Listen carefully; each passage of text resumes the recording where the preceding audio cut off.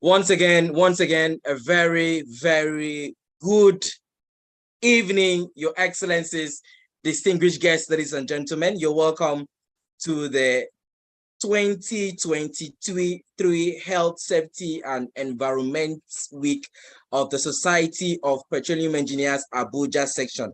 Of course, this event is themed Collaborating for HSE Excellence in a Dynamic Energy Landscape. I want to say a big thank you to the leadership of SP Abuja section for organizing this event, and of course, all of our very distinguished speakers for accepting to speak, and of course, the last but not the least, all of the registered participants that are part of these events today. We say a warm welcome and thank you for being part of this event.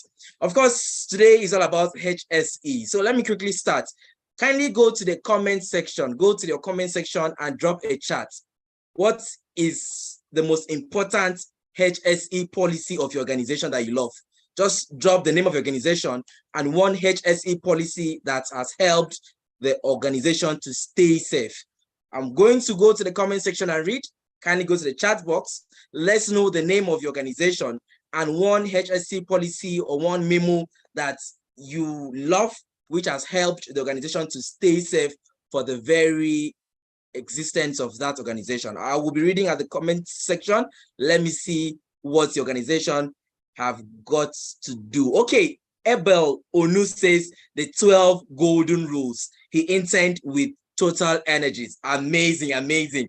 Of course, I might like to add that our keynote speaker today is from Total Energies, and we are so grateful to Total Energies for her commitment to a safe environment. Let me see what you have on the comment section. What safety policy from your organization is key to you, which you would like to share in the comment section? I'll read it, and then we kickstart the event by recognizing some very distinguished personalities that have joined this event.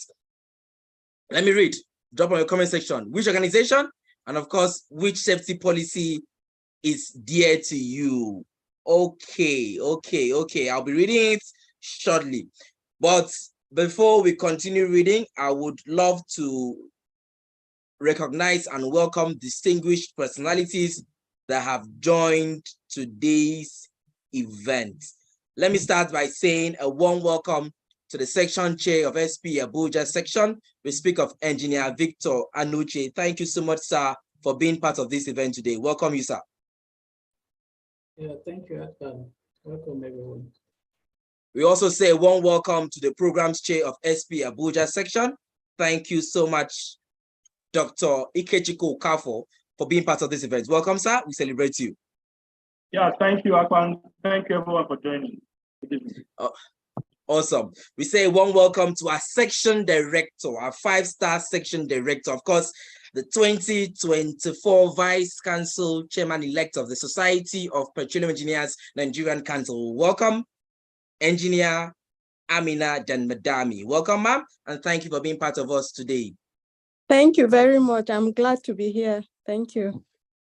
Thank you so much, ma'am. We also say a warm welcome to all section executives here present on the call. Engineer Rume Ogulu, we thank you. Thank you for being part of us today. Of course, as I get names of distinguished personalities that have joined, I will keep recognizing them. I'd like to say a warm welcome to all of our very distinguished speakers. Thank you for accepting to speak at this event. Let me start by saying a warm welcome to the keynote speaker for today. The keynote speaker is the Safety Operations Manager, Deep Water at Total Energy. So welcome, Engineer Adebola Bada. Welcome, sir. Welcome. And thank you for being part of today's event. Thank you very much. Really appreciate it. Thank you, sir. I should also add that he's a section director from SP Port Harcourt section, and of course, a very keen volunteer of SP. Thank you so much, sir, for all of your wealth of knowledge we will learn today. I'd like to say a warm welcome to a surface assets engineer from ExxonMobil, Nigeria. Of course, the only female we have on today's panel. We say a warm welcome to Engineer Chinyere, Princess of Four. Welcome, ma'am. Thank you for being with us here today. Thank you very much. We also say a warm welcome to a Chief Operating Officer of Innovationeering Limited. Welcome, Engineer Emeka Eleogunam. Welcome, sir. Thanks for being part of us today. Hello, Akpan. Thank you so much, and welcome everyone. Nice to be here too. Of course, the last but not the least of our speakers, we say a warm welcome to another panelist. He's the Executive Director, Health, Safety, Environment, and Community of the Nigerian Midstream and Downstream Petroleum Regulatory Authority, NMDPRA. We welcome Dr. Mustafa Lamode. Welcome, sir, and thank you for being part of us today. Thank you, Abba. Of course, this event will have a panel session. Of course, our amazing moderator is live on this call. We welcome the technical advisor to the HSEC, to the ACE of the NMDPRA. He's our moderator for today. Welcome, Atebe Odafe Jerome. Welcome, sir, and thank you for being part of us. Thank you very much. Thank you, Mr. Ofofonono Akpan. Thank you so much, sir. We welcome all corporate personalities from NMDPRA, all industry leaders. We welcome all of you. Thank you. Time may not permit me to recognize all of you, but of course, as the names keep coming, I will recognize you. Thank you and thank you. Of course, the SP Abuja is very, very particular about safety. So very quickly, I will go through the safety brief, which is on your screen. Please, for the course of this event, we advise that you leave your microphone on mute so that you may not interfere throughout our deliberations. If you want to speak, raise your hands up. If you have a comment, go to the chat box and type C before your comments and Q before your questions. Of course, we advise that you should ensure you can hear from your environment. Should you be using a headset? And of course, if you're driving, please park in a safe space. The last but not the least of our safety brief, please don't carry your phone or your mobile devices to your kitchen so you may not have a gas explosion. Of course, we believe you will have a very, very safe deliberations. Thank you, and thank you for being part of today's event. Of course, we will kickstart this event by having a welcome address. And at this juncture, we'll welcome our amiable section chair, our leader, the man that is steering SP Abuja section to greater heights. At this juncture, I would like to welcome Engineer Victor Anoche for his welcome address. Sir, the virtual stage is yours. Yeah, thank you very much. I hope you can hear me. Loud and clear. Okay, so I'll just do this quickly. SP Abuja session is understand the importance of having a safe environment, knowing the kind of business we do in the oil and gas industry. That is why we've decided to organize this event. So I'm happy to say that this event is the first that is organized by the SP Abuja session, first of the HSE. So we are very happy with our team, our session board, for putting this together. And also especially, I would like to thank our guest speakers for today. I'm sure we've all seen their profiles and great people from various companies. And they are the best that you can think of, both within the country and outside, because they are experienced but across different parts of the world. So we're going to be hearing the best of HSE today. And one special thing about all of them is that they've supported the section before in the past. All of them have supported us in one way or the other, and we are so happy to have them. So thank you very much, speakers and moderator, for accepting to speak. And I would like to mention that SP Abuja session recently launched the Clean Air Initiative, just to tell you that we are very passionate about our environment. And this program is, in this program, we're trying to create awareness about our environment and clean air. So we have various components of the program. One of them is tree planting. And currently, we already have various partners coming on board to join us in planting trees. So I want to appeal to us. If your organization wants to partner with SP, we are very open to partner with your organization. So our aim is to plant tree while also teaching younger ones, students in secondary school and even primary school, the importance of trees in our environment. Then the program also have other components which I might not mention now.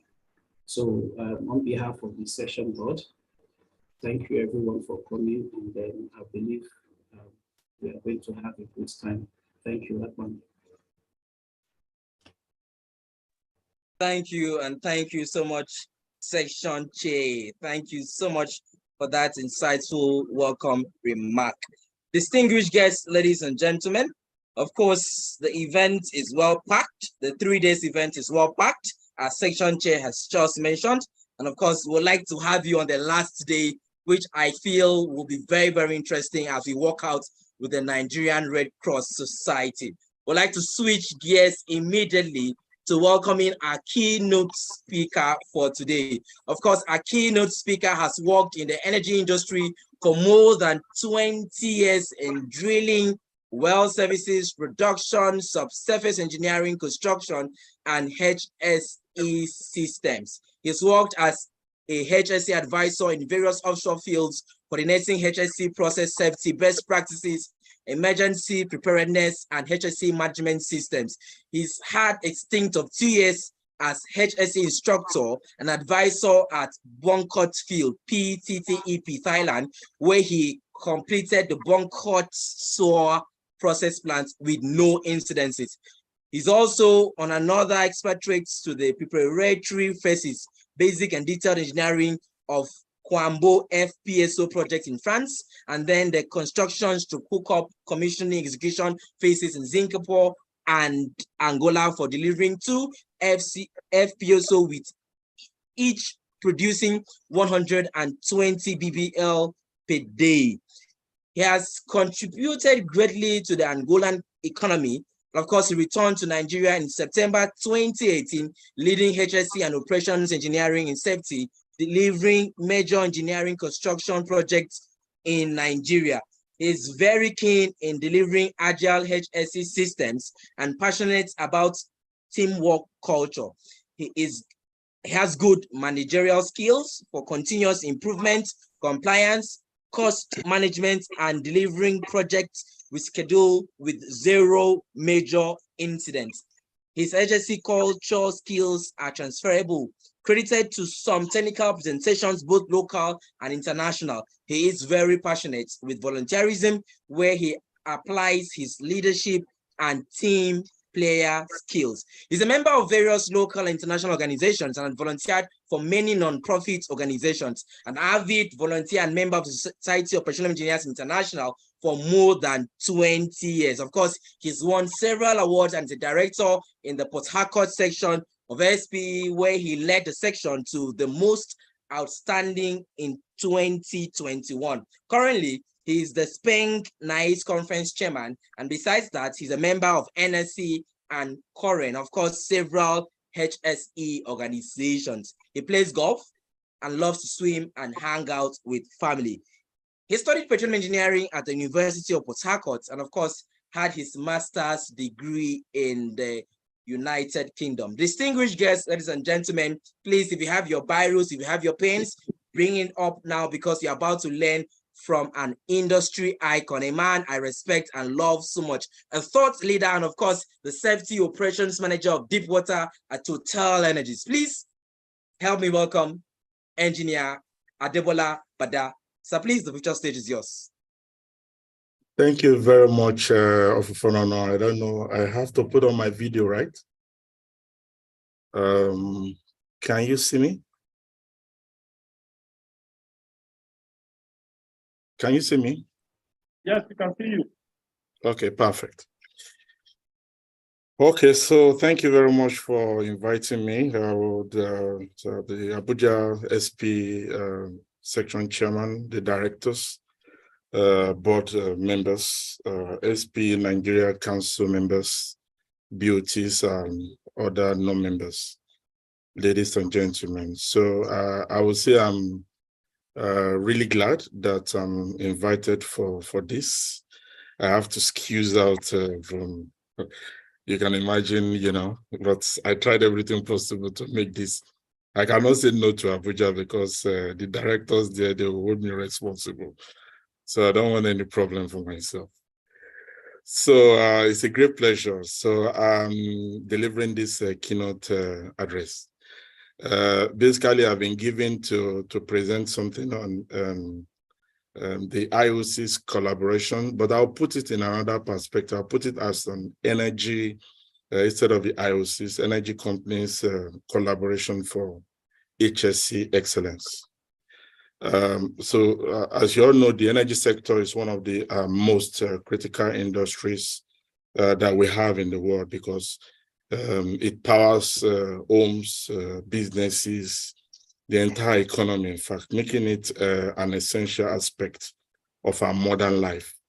I know those days when we used to do a lot of ambassador lecturer program for SP, we always mention in the secondary school and in the universities, and we say even up to your lipstick that you use is powered from petroleum. So you can imagine. So it's also an industry, but don't forget that poses a lot of risk, significant risk to the environment, to the workers, to the communities where it operates. And also we are all privy, of course, to most occupational and technological accidents. You will know some of these ones. Macondo happened in 2010, Texas City Fire 2005. We have the Piper Alpha, very popular in 1988. We have the Bopa in 1984. We have the Seveso in 1976. We have the Flixboro in 1974. We have the Bunsfield explosion, which is normally called the 2 billion pounds incidents. That happened in 1986 in the UK. But to ensure HSE excellence, energy companies must work together to mitigate this risk and ensure that they operate responsibly and sustainably. It's very key. This cannot be achieved through isolated efforts. It requires us to collaborate and partner among all stakeholders involved. So we all know the importance of strengthening HSE for excellence. But if we think about what the future of HSE looks like, the truth is that none of us know for sure. So there's simply too much uncertainty to say with confidence how our industry and HSE will evolve. So the COVID-19 shows us how practically HSE can quickly evolve and quickly affect our lives and cripple economy. Lots of collaborations were employed for this menace called the COVID-19. So what are we talking about collaboration? Basically, it's fundamental aspect of HSE excellence. We have several ways in which we can achieve HSE excellence. And I'm very happy that they just narrowed down collaboration for this. It requires energy companies to work together with governments, academia, communities, environmental groups, to develop best practices and ensure that they are being implemented across all the industry. So working in partnership means that the risk can be identified and managed, and then solutions can be developed that benefits everyone that is involved.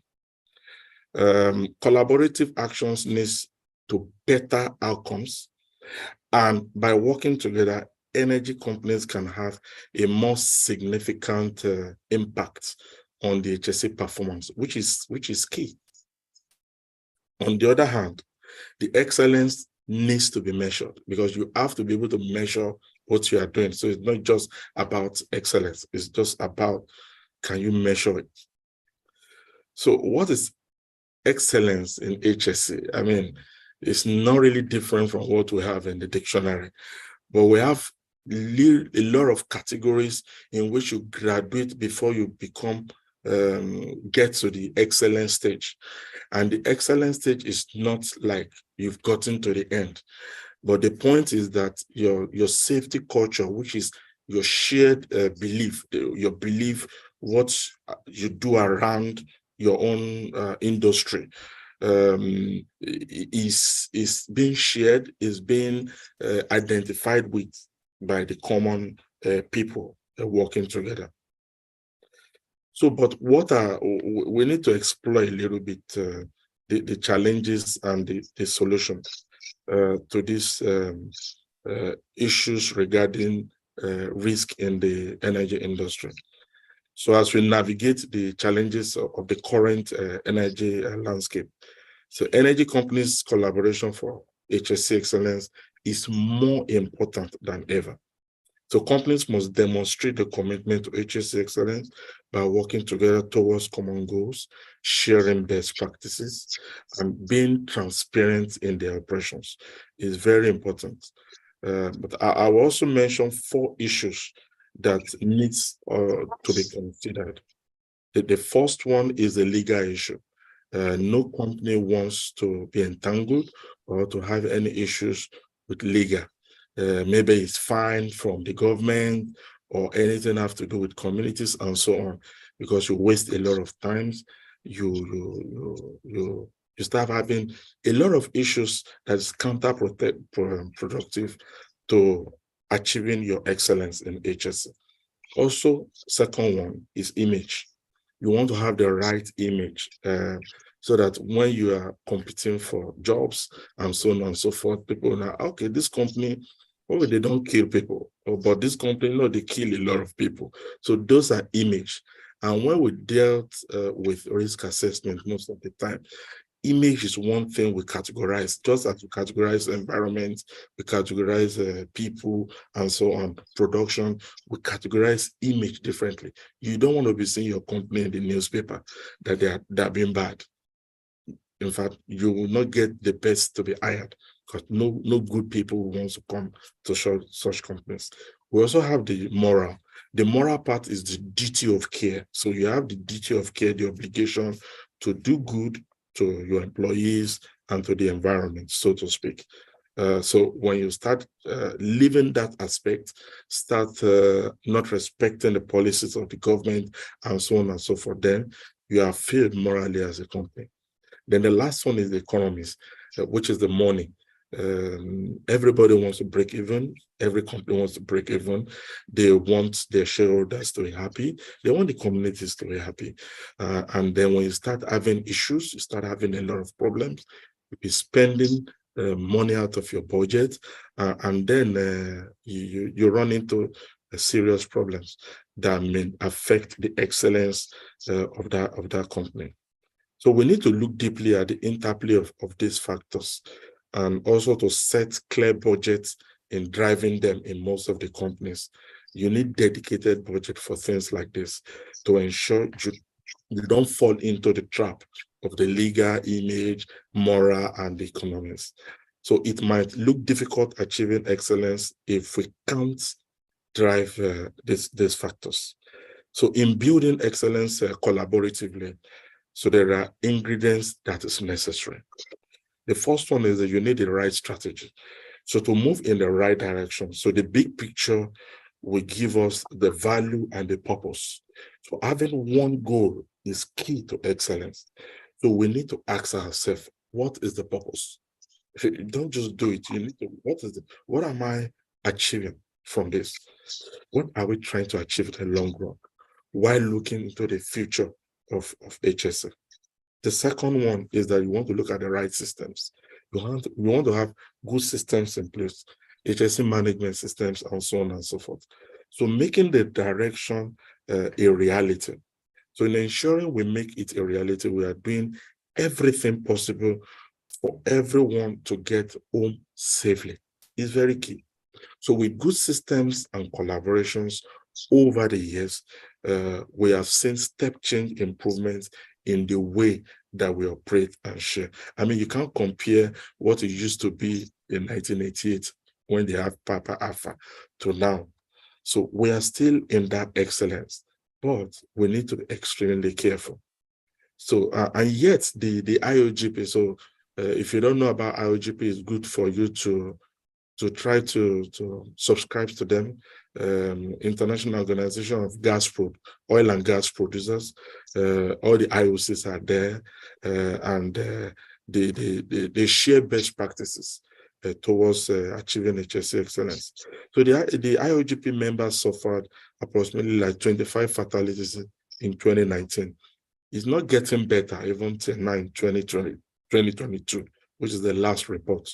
And our industry still reports an average of 5 fatal process safety events per year. You can imagine, per year. So we all aim for 0.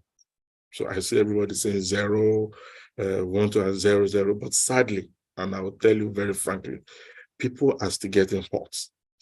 Upon all the 0 that we show every year, we want to actually, people are still getting hurt in the industries. So it can no longer be acceptable for 0 to be a vision.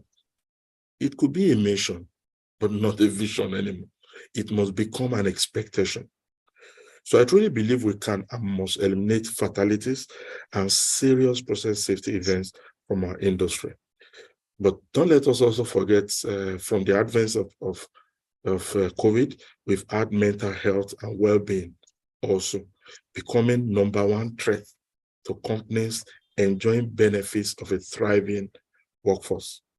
So this may not have been in an industry priority in the past, but now we've been brought to the fore recently. Leaders have cited numerous examples.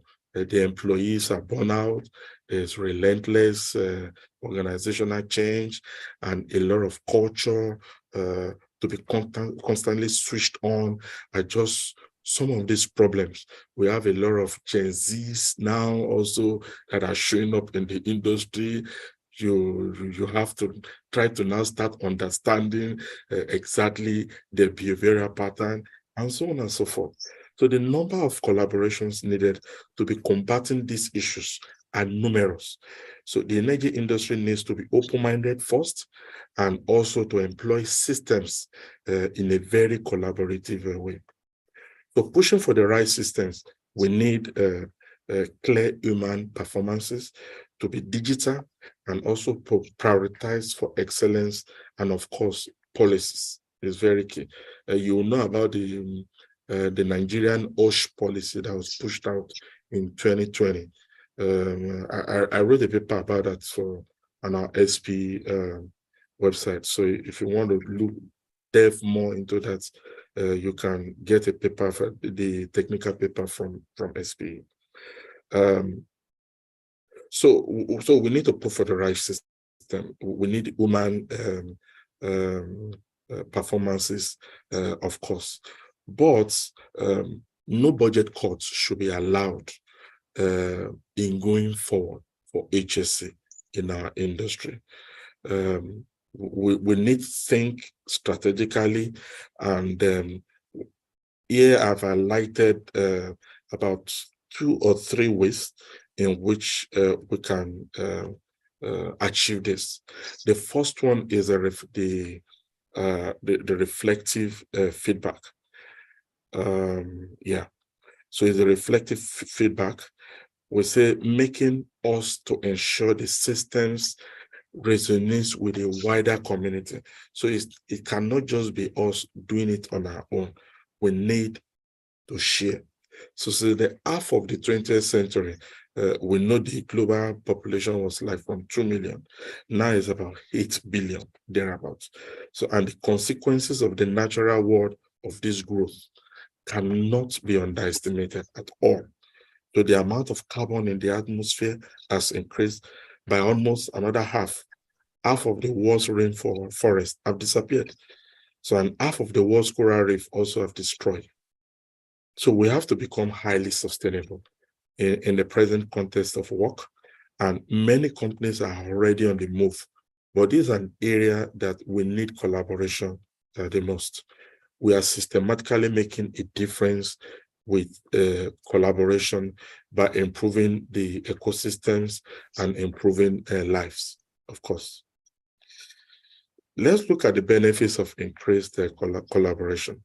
Collaboration comes with many benefits, including a better risk assessment. If you want to know more about this, you will see this in the HSE UK website. Also, increased HSE accountability. Everyone now needs to be accountable. If you are doing flaring, you need to be accountable. If you are spilling oil, you need to be accountable, and so on and so forth. And the sharing of best practices.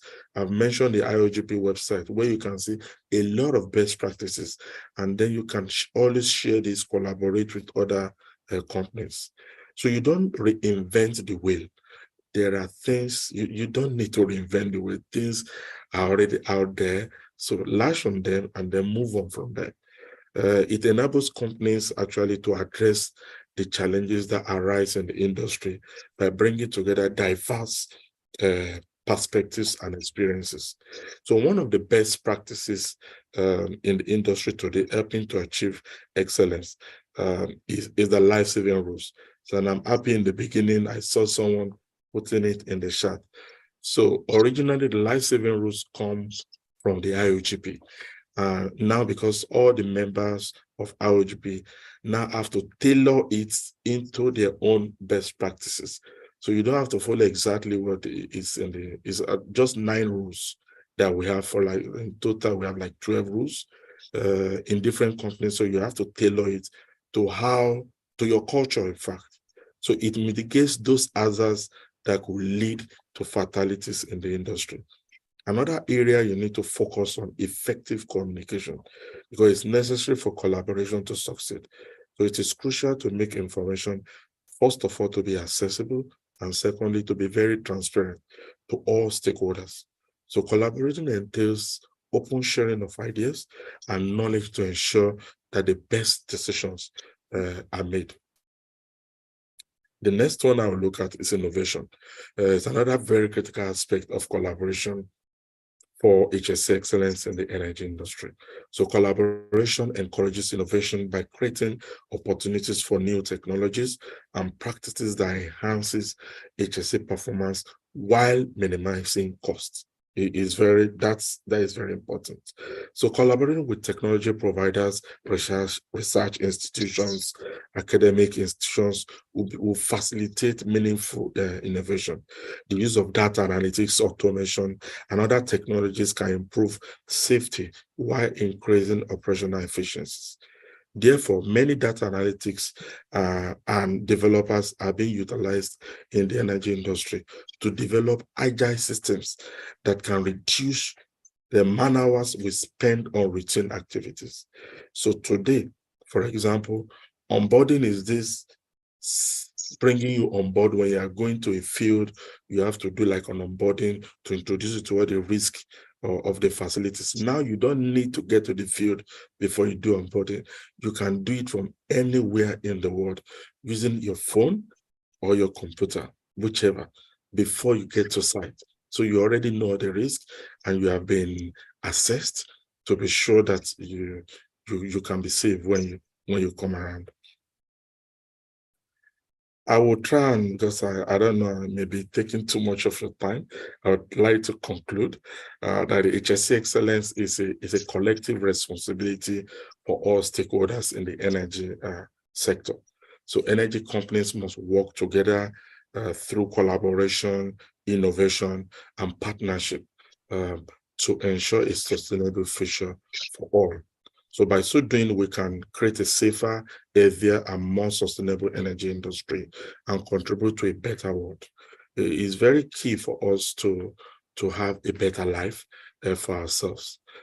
Collaboration is key to energy companies achieving HSE excellence. It's very, very key, no doubt. So all stakeholders' contributions should be recognized and valued for collaboration to succeed. So we need to value it.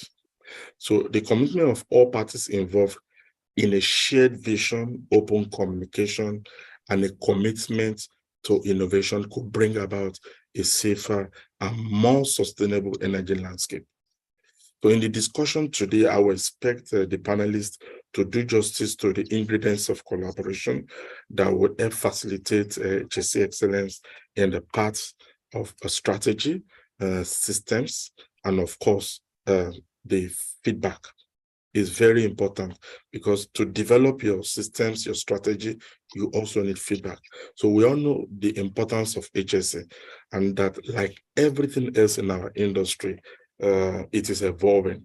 So there are many unknowns, many unknowns, and that is where the risks come from. But we have to continue to push, because I remember one of my boss always said, we are not selling flowers in the energy industry. So it's a risk. So, but we have to face it and do everything we can to do good. So let's embrace this uncertainty and question everything and anything. And I made this, let's question, don't let us accept that the way they have been doing it is the best way. Question and try to understand how best can we improve this. I do this all the time. In my last project, we were challenged to build a 2 FPSO with a price of 1. So averagely is about from $10 to $15 billion, to build an FPSO. And imagine for us to be building 2 out of that with the cost of a regular one. And what we have done is to challenge the status quo. The 2 sister ships were converted instead of building it from scratch. So there are lots of collaboration to ensure safety is not compromised in this kind of thing. There are lots of stakeholders employed, are engaged, very important. The government, the academia, everyone. And the man hours is highly reduced also. And the project achieved a very, very record time. You can search about Kaombo, is an Angolan project. This has made me to know there's always a better way to do things if we jointly challenge the norm and positively engage the required stakeholders. So I will leave you with this. Question everything. Don't forget, question. So be bold to collaborate, very key. So someone is already ahead. So learn, unlearn and learn, retrain. So I'm sure of this, together we can collaborate to reach HSE excellence. We can jointly innovate something outstanding. So thank you for listening, and I hope for further engagements. But remember that HSE excellence is not a destination. It's always a journey. We will always continue to go on this journey. So thank you again. Thank you.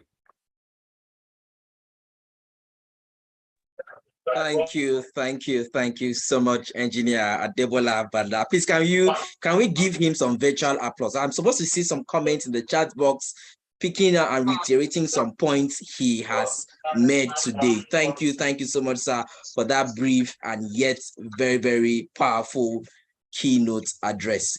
Most of the points he made is that you must question everything and everything.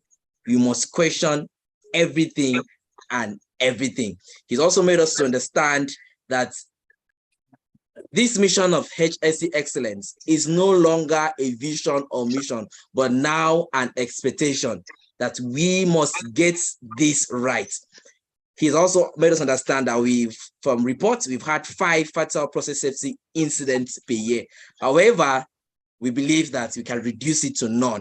So we are going to move ahead right about now to the very next part of this session, which is the panel session. Our panelists will be discussing on the right strategies, like Oga Adebola made, the right systems, so that we don't face legal issues, and of course, we don't have battles, and of course, we have a good image, which we will always keep protecting it as a corporate organization in any angle. Of course, I can see the comments, keep them coming in. I can see Olayemi was saying wonderful presentation. Thank you. I can see our section chair saying insightful presentation. Thank you. Thank you. Keep the comments coming. And of course, as you keep listening, you can drop some nuggets you have heard in the chat box so that those that are joining can, of course, learn. Thank you. And thank you, engineer.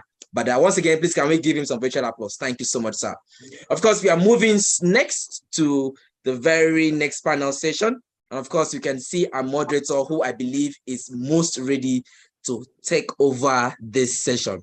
Of course, our moderator, as you can see his profile, he is presently a technical assistant on HSE matters to the chief executive of the Nigerian Midstream and Downstream Petroleum Regulatory Authority. Prior to this appointment, he has been a technical assistant. He was a team lead of the Environmental Incidents Management Unit of the Health, Safety, and Environment Strategic Business of the defunct Department of Petroleum Resources, which he joined in the year 2008. He holds a BSc in Botany and Microbiology from the University of Lagos and an MSc in Energy and Environmental Management from the University of Twente, Netherlands. To date, he has served in various committees across the oil and gas value chain, in as well as represented the DPR in local and international fora. He has also represented the DPR in Nigeria jointly and severally on oil and gas related projects and policy formulations committees, and is deeply passionate about the sustainable development of the hydrocarbon value chain in the Nigerian oil and gas industry. As a technical assistant, he ensures a seamless integration of HSE considerations and best practices into the regulatory framework of midstream and downstream oil and gas projects and its value chain to achieve sustainable operations and to reduce and eliminate carbon footprint. He has played several roles on numerous environmental and safety studies in oil and gas development projects in the upstream and downstream sectors. He has also been part of team responsible for the review and implementation of various safety and environmental guidelines and standards for the petroleum industry in Nigeria. A key member of the team working on collaboration, the Department of Climate Change, European Union, and other stakeholders to develop a climate change framework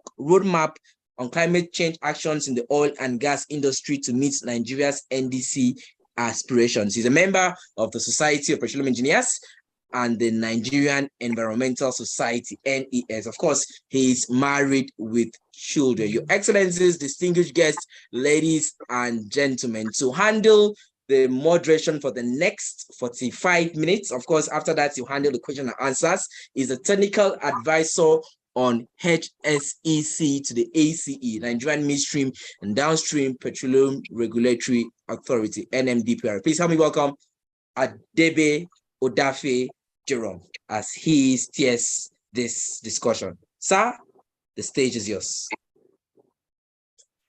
Good evening, ladies and gentlemen. And before I go on, I must first of all say a very huge thank you to the keynote address speaker.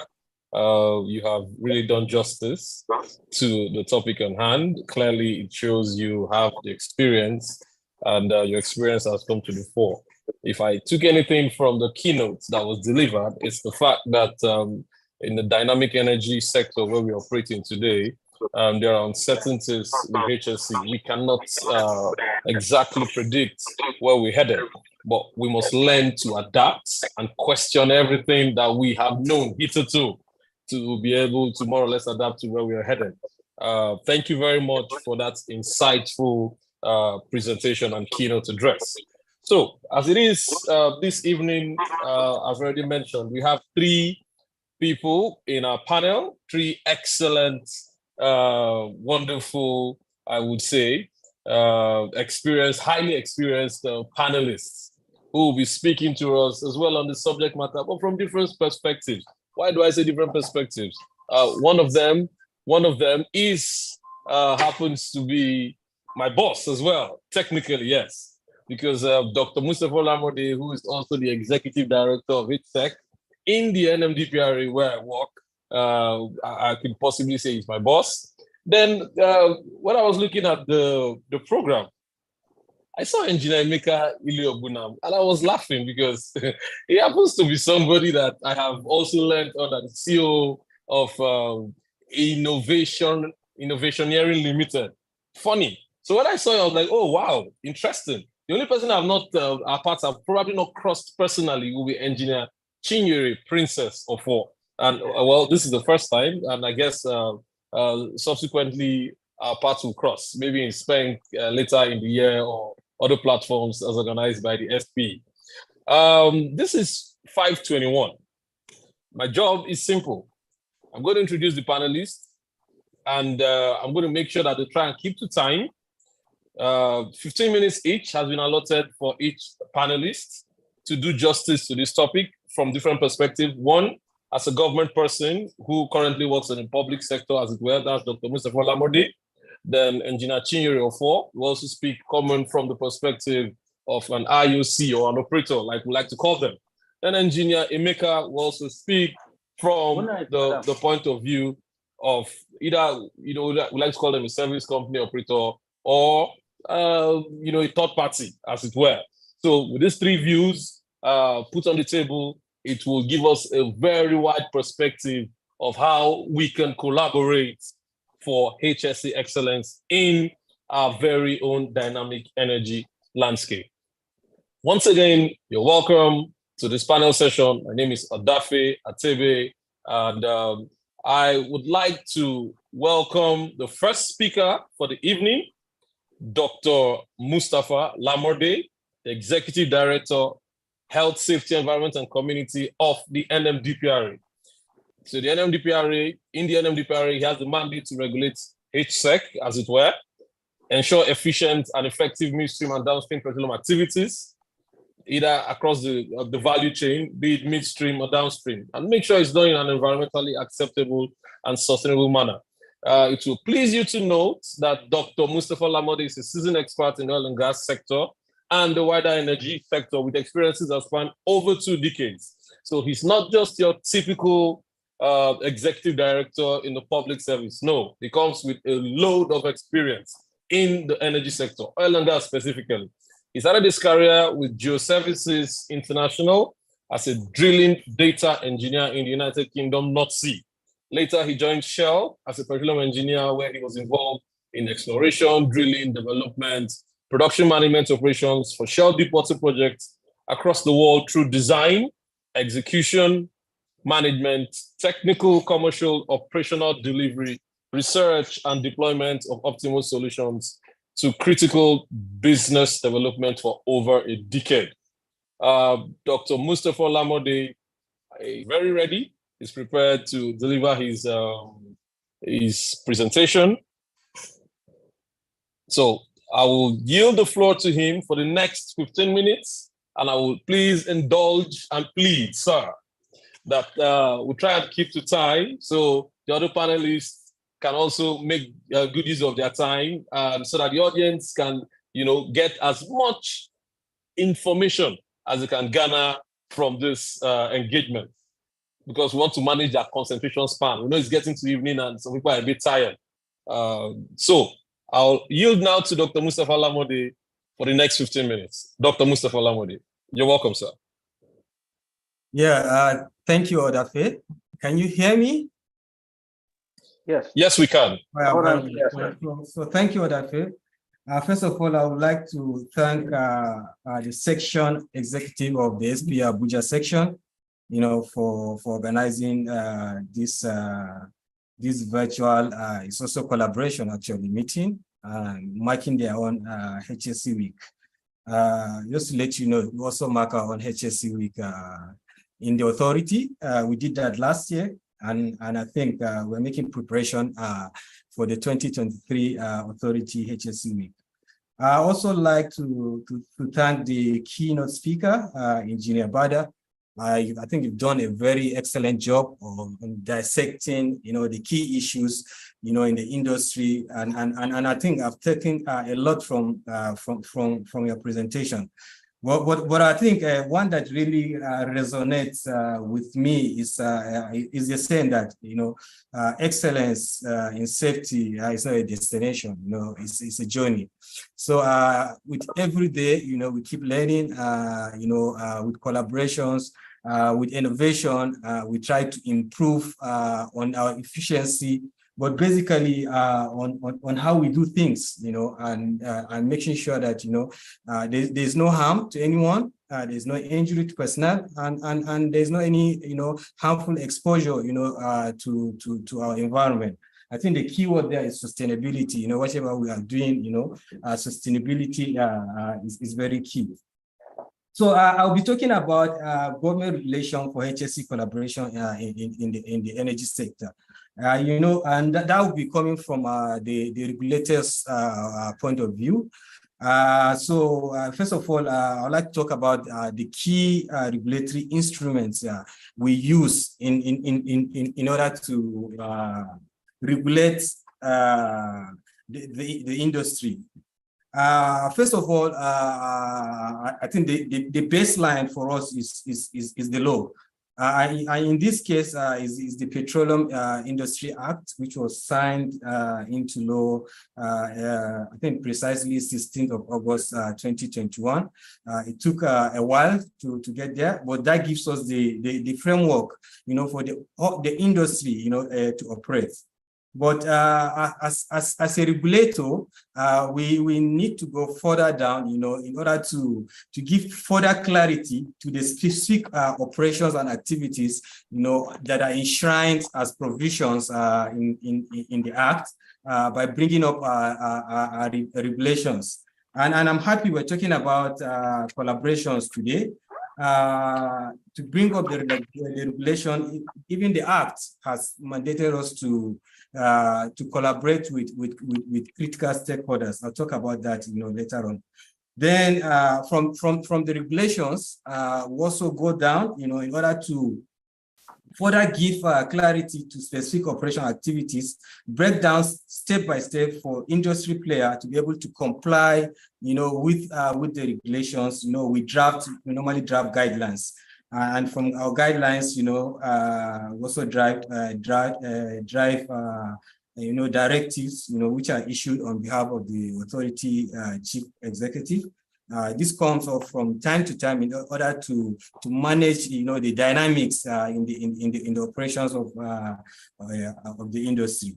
But internally, we also try to manage our HSE processes internally. We have a robust HSE management system. We know all the key elements, that goes into developing a robust HSE management system. This is basically to be able to manage the corporate HSE and governance structure internally. So our mandate basically is very simple. And whether you look at us as the authority or you're looking at the commission, looking at sections 6 for the commission and for the authority, section 31 of the PIA, the key objectives of both regulatory agencies basically to ensure efficient, safe, effective, and sustainable infrastructural development, and also, all operations that are being conducted, and for us in the midstream and downstream petroleum operation, in an environmentally acceptable and sustainable manner. And there are different environmentals related or safety and environmental related regulations, starting from the law to regulations, to our guidelines, to our directives, and even we also key into government policies. So I would like to talk about go further, talk about the regulatory instrument. I talk about the Act, which is the basic. The Act was extensively discussed in the Nigerian Senate because we're talking about collaboration here. I will just say the National Assembly as a whole, both the two chambers of the National Assembly, the Senate and the House of Representatives, and various stakeholder engagement was done over the years, from communities, and one key aspect of the whole section of the act talks about the community, which is very, very important.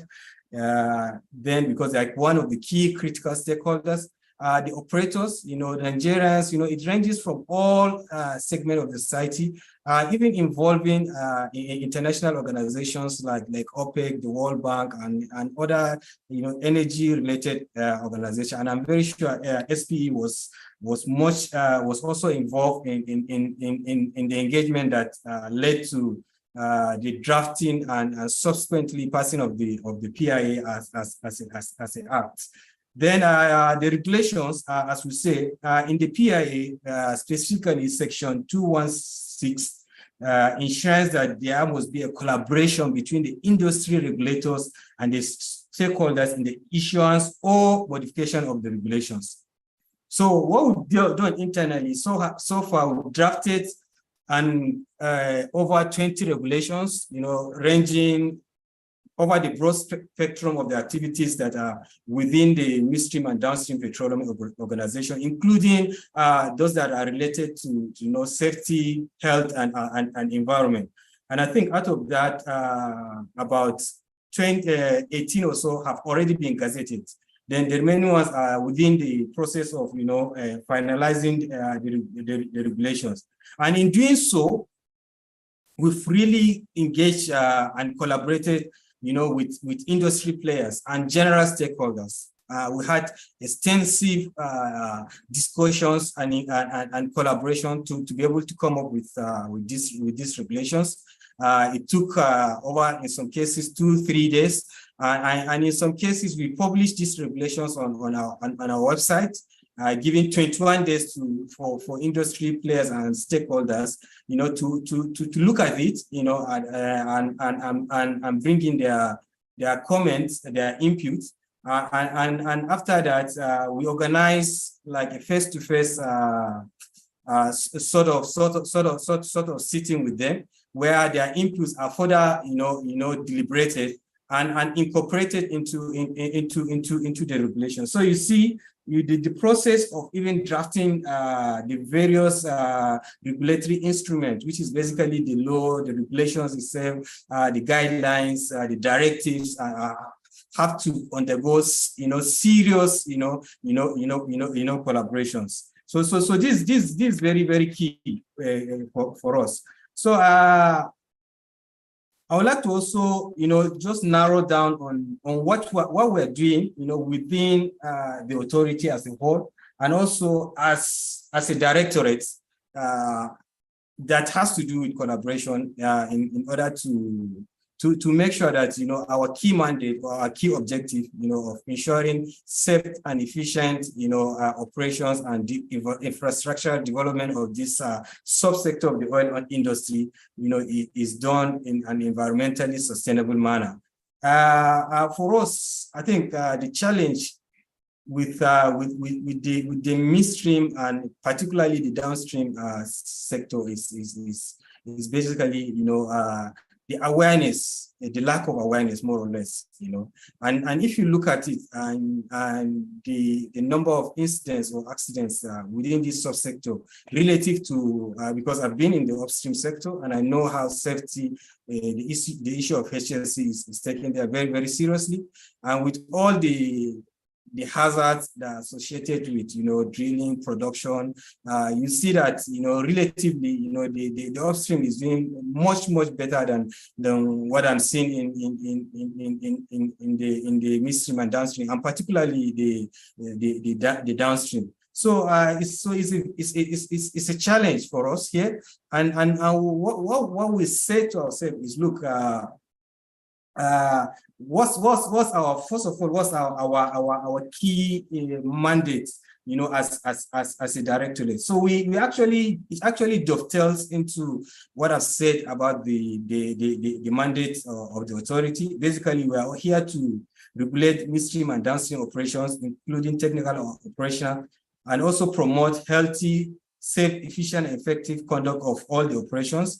And because we are not just HSE, we are we call ourselves HSEC, which is HSE and C. The C is community. So one of our key mandates is to actually foster, host community development, by bringing all the players, the operators and the communities together, making sure that, there's a cordial relationship between this community and also the community, actually benefits, from the operations of the operators within their communities. So there's a lot to that. There's the host community development trust. I won't go into that. And whenever there's a dispute between the operators and the host community, we're there to make sure that things are brought down to the level of sanity, and people can sit down and talk, and operations can continue. So we've actually reviewed our strategy, and I think key in our strategy when we started is first of all, it's engagement, and collaborations. It actually features as the first and second critical strategy that we think will help us bring down the number of incidences and accidents that we see within the subsector of the midstream and downstream. And to a fair, if I will judge our performance over the past 1 year and what we've done, I think we've done very well in that regard. I would like to elaborate on what we've been doing. And first of all, we are pretty much involved from the onset of every project. If you look at the opportunity realization steps, or if you like to put it, your project maturation funnel, from when the project is identified and you're trying to assess the project, HSE is very, very key in that regard. First of all, if you identify your project, there are basic questions that you need to ask yourself. Are people, environment, asset, or company reputation exposed to the harm? As you move through the maturation funnel up to operation and even down to decommissioning and abandonment, you keep asking yourself those questions and other questions, looking at all the risks that are involved. So we are pretty much involved in that process. Because before we start, there has to be we have gates, HSE gates that needs to be closed. So whether it's a project, it's a new project, in terms of there are different environmental studies that you need to do. There are different safety studies, basically bringing out your safety cases in all your milestones, and we're reviewing the safety cases together. In most cases, we go down to the side of your operation, where two of us, we work together. I think one thing I actually want to highlight, because if you look at the law, the law actually portrays us as guide dogs, and basically, we have to make sure that you conduct your operations in a safe, environmentally sustainable manner. But we also, as a philosophy, basically what we've adopted, and this actually coming from the authority chief executive, we like to collaborate. And in that sense, you see us as guide dogs. Basically, working the process together with you, from onset, and whenever there's an issue and we identify issue, we work the process. And we've done a lot of things in that aspect. We do joint reviews of safety and environmental application, as I've rightly mentioned, and we're involved in so many technical workshops, from the onset of the project, right to operations. We're always there to talk to you, to look at things together. And we've conducted just last year, we've done the HSE Managers Forum, where all managers of HSE from the operators, we come together, we look at, what is trending in terms of our exposure and our risks, to HSE, and discuss ways of going forward. And at the end of the day, we bring out, communicate that will be circulated, around the industry. And whenever there's an incident or accident, we normally go there, we conduct thorough, from preliminary to thorough investigations. And the outcome of this investigation, because of we want people to learn from it, we share it with the industry. This also, areas of collaboration. Facility inspection and audit. This was something that we do on an annual basis. Is very key. Our doors are open. Where feedbacks from the operators, from the communities are welcome, and we kind of incorporate it into any of our regulatory instruments, that we, from time to time, we require modification. Several initiatives have been developed from collaboration. We'll talk about the MISDO, which is the minimum industry safety that you need to for the downstream operators. So if you are operating in the downstream sector of the subsector of the industry, you need to have be certified with MISDO, the HSE conference, and I just talk about revisions of our guidelines and regulations from time to time. So as I've said, our philosophy, I would like to reiterate that is about not just the stick. We like to talk, basically give you the carrot before we even talk about the stick. So we like to listen to operators, listen to your concern, walk through the process. If you have any issue or challenge, we look at it together. So that portrays us not just as I mentioned as watchdog, but as guide dog. So thank you. I don't know if I've exhausted my 15 minutes, but no, thank you very much, sir. Thank you very much, Dr. Mustafa Lamode, Executive Director, HSE. Yes, you're okay, let me put on my video. Okay, great. You exceeded your time just a bit, sir, but there's really not much I can do because you're my boss. Thank you for that insightful presentation. So bottom line is, he has said it and he has made it very clear. The driving philosophy for HSE regulation in the NMDPRA is on a collaborative basis. So from when we develop, so I use we because I hope it didn't NMDPRA, but let me just rephrase. When regulations or policy instruments are designed by the NMDPRA, there is room for collaboration along the entire regulations drafting processes, from conception to stakeholder reviews, to when it is put together, and even the programs that they have developed. So far, HSE managers forums, HSE conferences, accident investigations, virtually everything that rests on HSE as a responsibility for government is driven by a collaborative or from a collaborative perspective. And he said something that is very critical. He said to attain HSE excellence, or rather to attain excellent HSE performance, there is the need for collaboration cannot be overemphasized. If you want to perform excellently HSE-wise, from the government perspective, they have understood clearly that they must collaborate with the regulated. Now, the reason is simple. You cannot just force people to do things the way you want them to do it. You have to understand where they're coming from, what their challenges are, how they view things vis-a-vis where you want them to be, and you can now manage the situations to get the best results out of what you're trying to do. Then again, engagement with operators in the mid and downstream sector is very, very key to improving HSE best performance. So it's good that the government actors have understood the need for engagement. It's good that the government actors are the ones championing the need for collaboration. So it therefore means that the next line of action would now be to go to the main guys in the field, the operators, and let's hear from them and find out exactly how do they see collaborative efforts across the other aisle, with government or with their contemporaries or their competitors, as it were.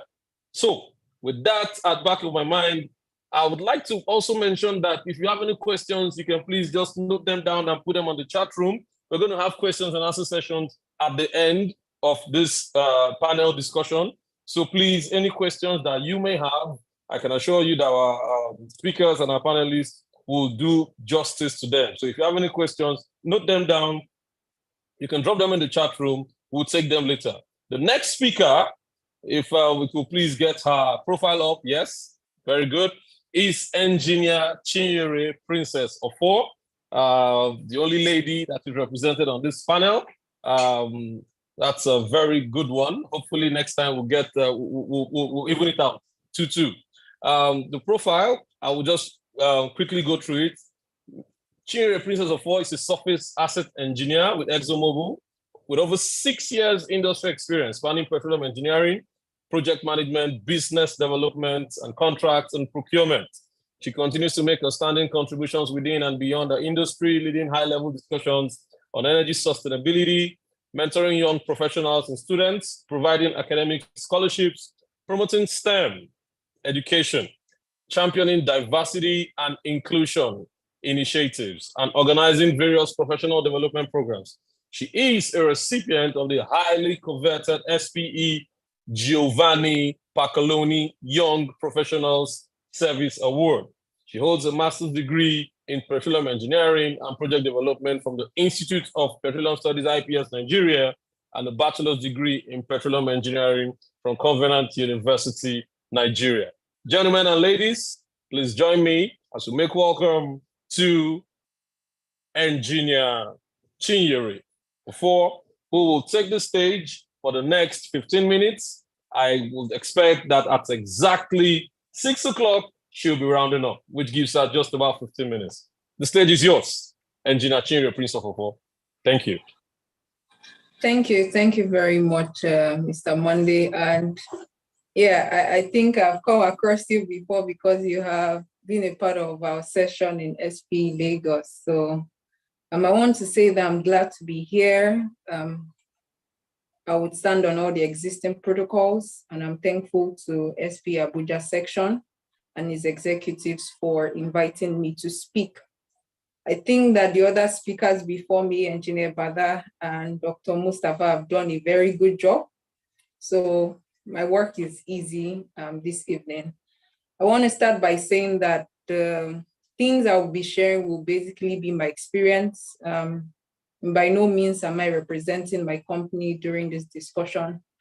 However, over the course of having to interface both within an IOC and a service company and having to work with multiple stakeholders, I will be sharing some of the things which I believe have helped us in terms of meeting safety objectives, within the different projects and also the companies that I have worked with.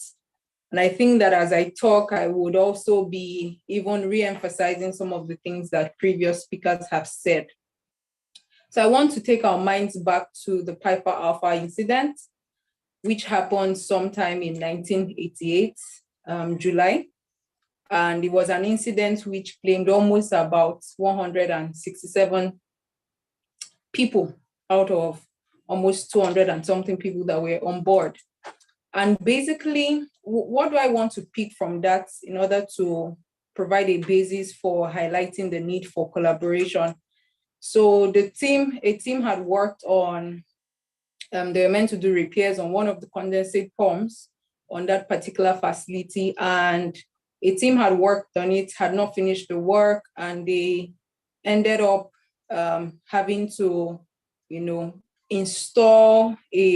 remove a pressure safety valve and then install blind flange, which they only tightened with their hand. And then sometime towards when there was a shift handover, the night shift came on board. The other condensate pump failed. So they were in a hurry to, bring back this other condensate pump that maintenance work had begun on. And they were in a hurry just so that, they could not have to stop production. And basically, when they tried to do that without prior knowledge of the level of maintenance work that had begun on that condensate pump, and realizing that, there was some blind flange, that had been installed in place of the PSV, and similarly was high tightened, that maintenance work was still done, they sustained a leak.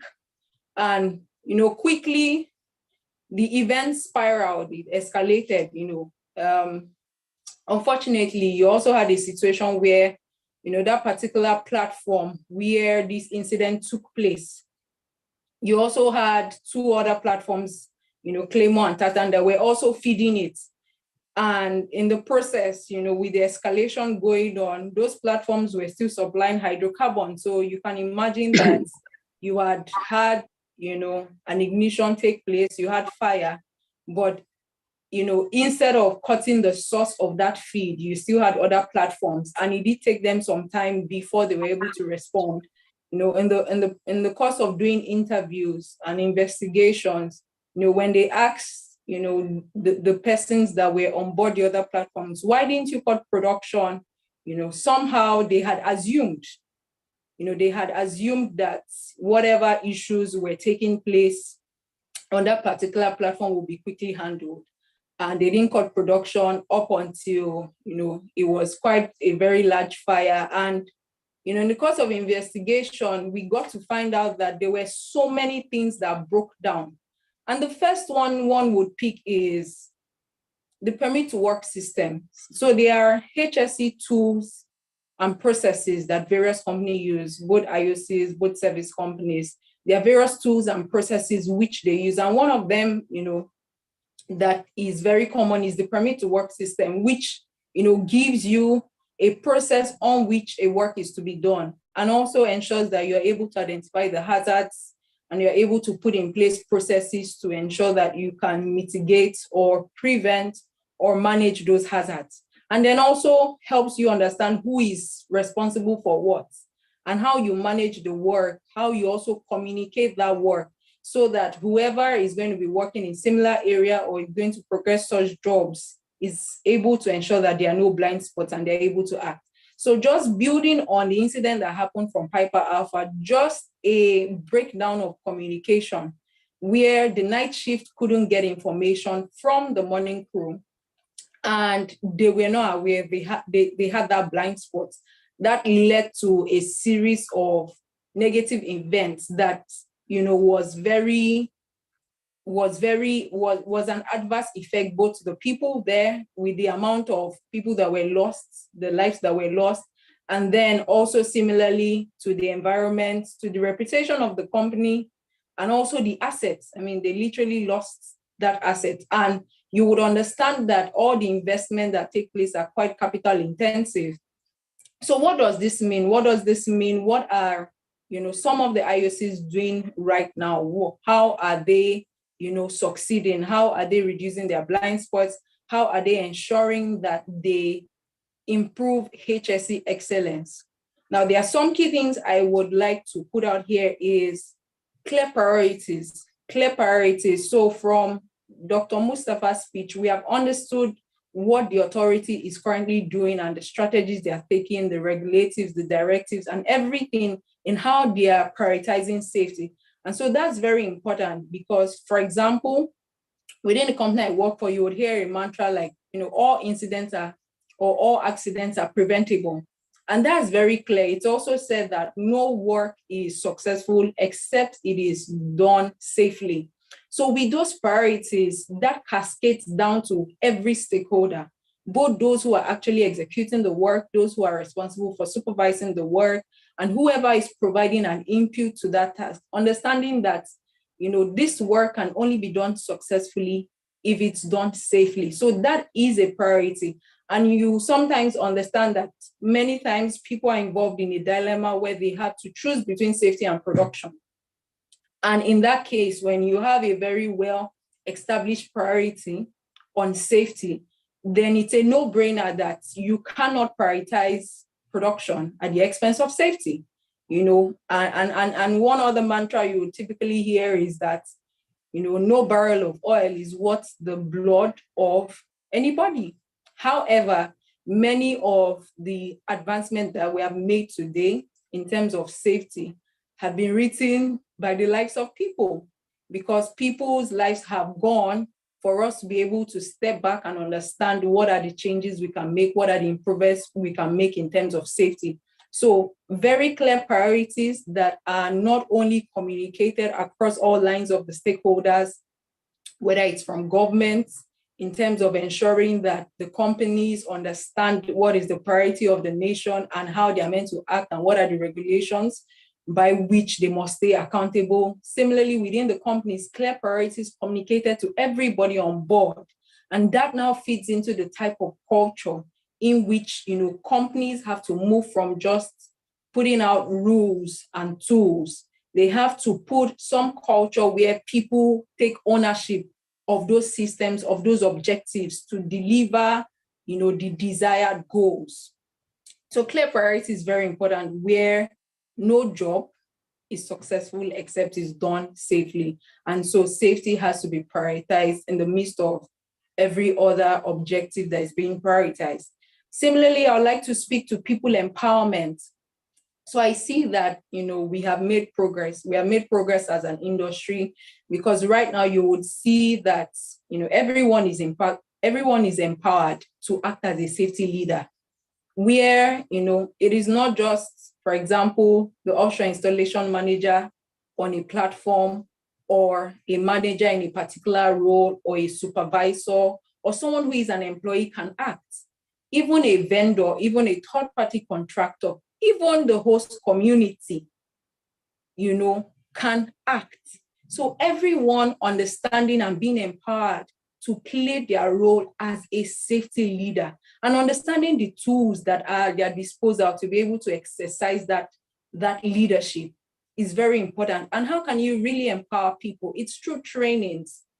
It's also through, promoting a culture where people do not only do these things, people have imbibed it. They understand personally that this, taking safety, it's also beneficial to them, because at the end of the day, we want to return home to our loved ones, or we want to be able to return home and enjoy the fruit of our labor. So people empowerment is very important. Another thing I want to speak to, which, Dr. Mustafa had alluded to in terms of the stakeholders, is stakeholder awareness, engagement, and involvement. So everybody has a role to play, whether it's government, whether it's the companies, whether it's the people, whether it's the host communities. And if we have that shared sense of responsibility, that helps us know that we have a right to protect. We have a right to, even if a task is not yours, you do not shut your eye and say, I only focus on what I'm meant to do. You begin to look, the same way, for example, when you're driving, that sometimes you take a defensive driving approach, where while you're driving, to ensure that, you are safe and you don't hurt any other person, you don't assume that every other driver on the road is well aware of the need for safety. And so similarly, you have a shared responsibility, and that, also builds on putting in place a culture of care and concern, where you're looking out for, your colleagues that you work with. You're taking initiatives to provide feedback.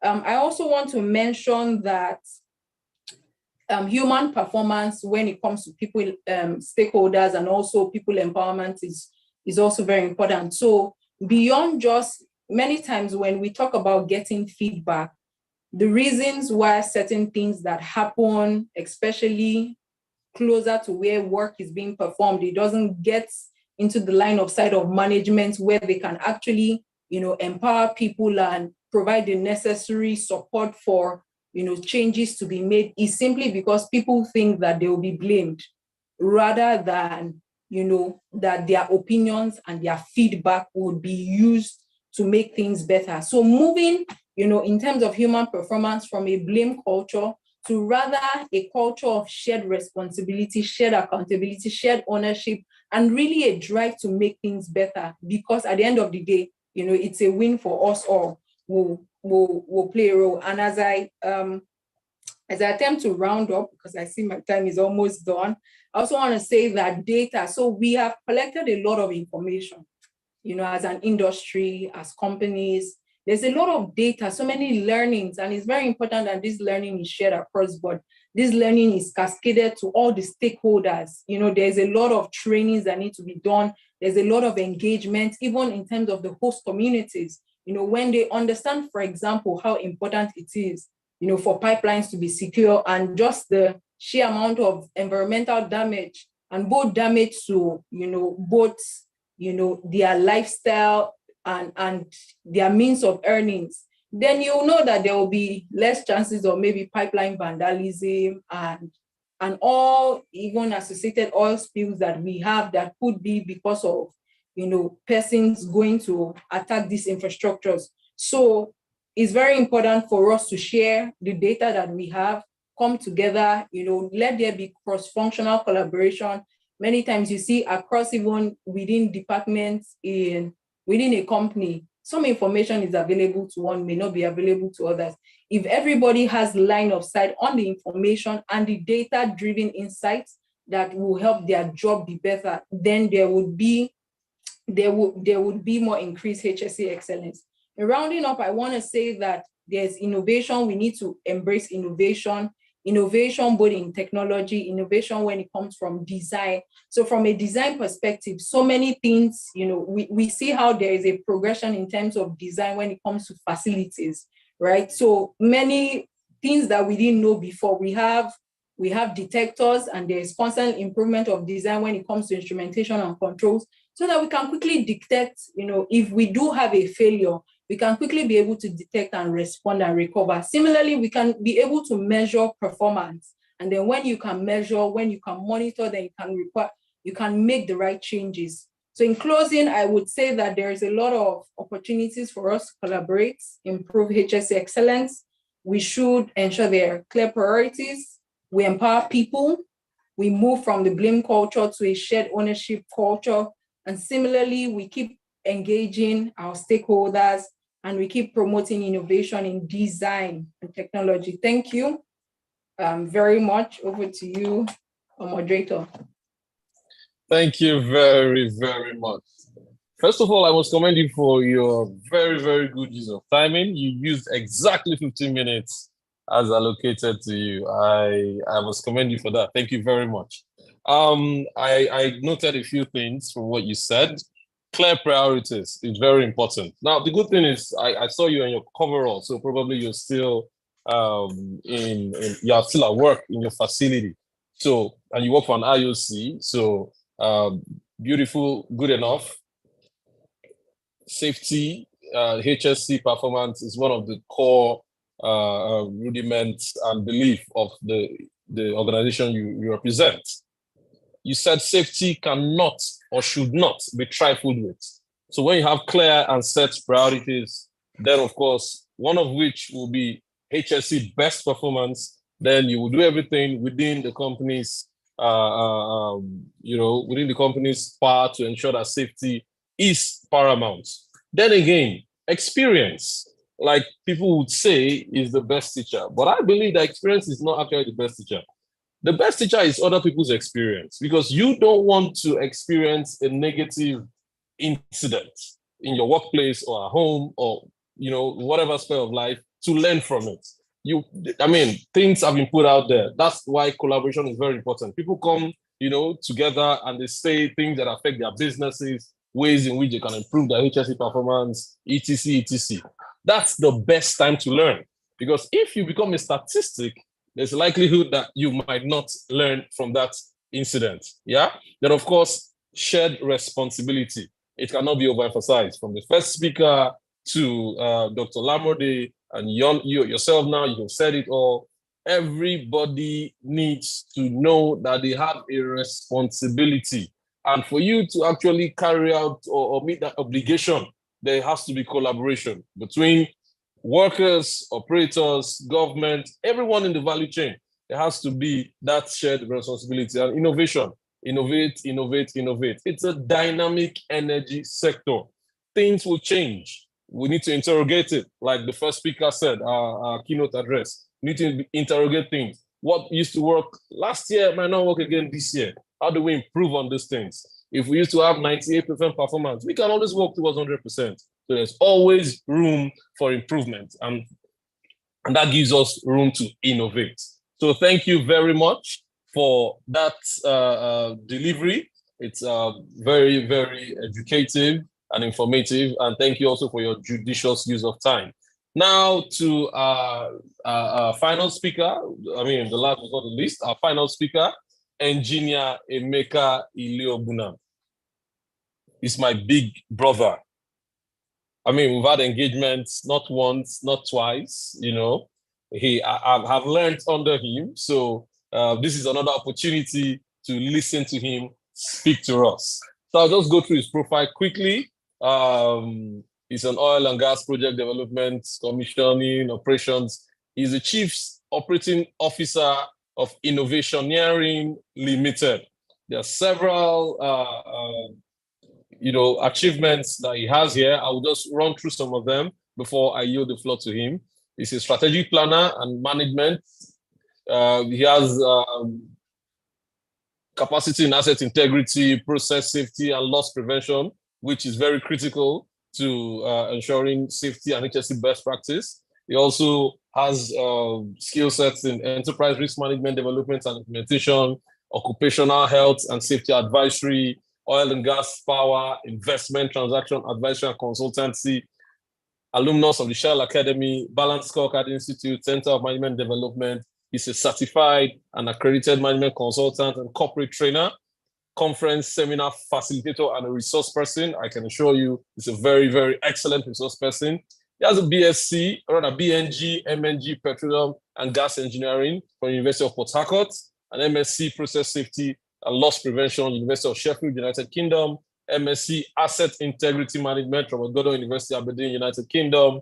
He has a professional certificate in Asset Management, Institute of Asset Management, United Kingdom, MBA from the Enugu State University of Science and Technology. He's a chartered engineer, of course, Korean registered. He's a member of NSE, that's the Nigerian Society of Engineers. He's a member of SP, of course. He has a certificate in negotiation and conflict resolution. You know, HSE doesn't just end with the HSE, there's a C, the very, very critical part of the HSE that will lead to a lot of incidents and issues. He's a member, Association of Strategic Planning, Associate Balanced Scorecard Institute. He's a member of the Institute of Strategic Management, Nigeria.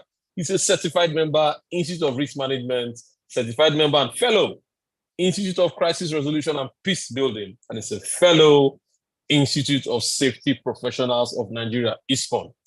Ladies and gentlemen, and my online listening members and public, please allow me and join me to make welcome to my big brother, Engineer Emeka Ile-Ogbuna.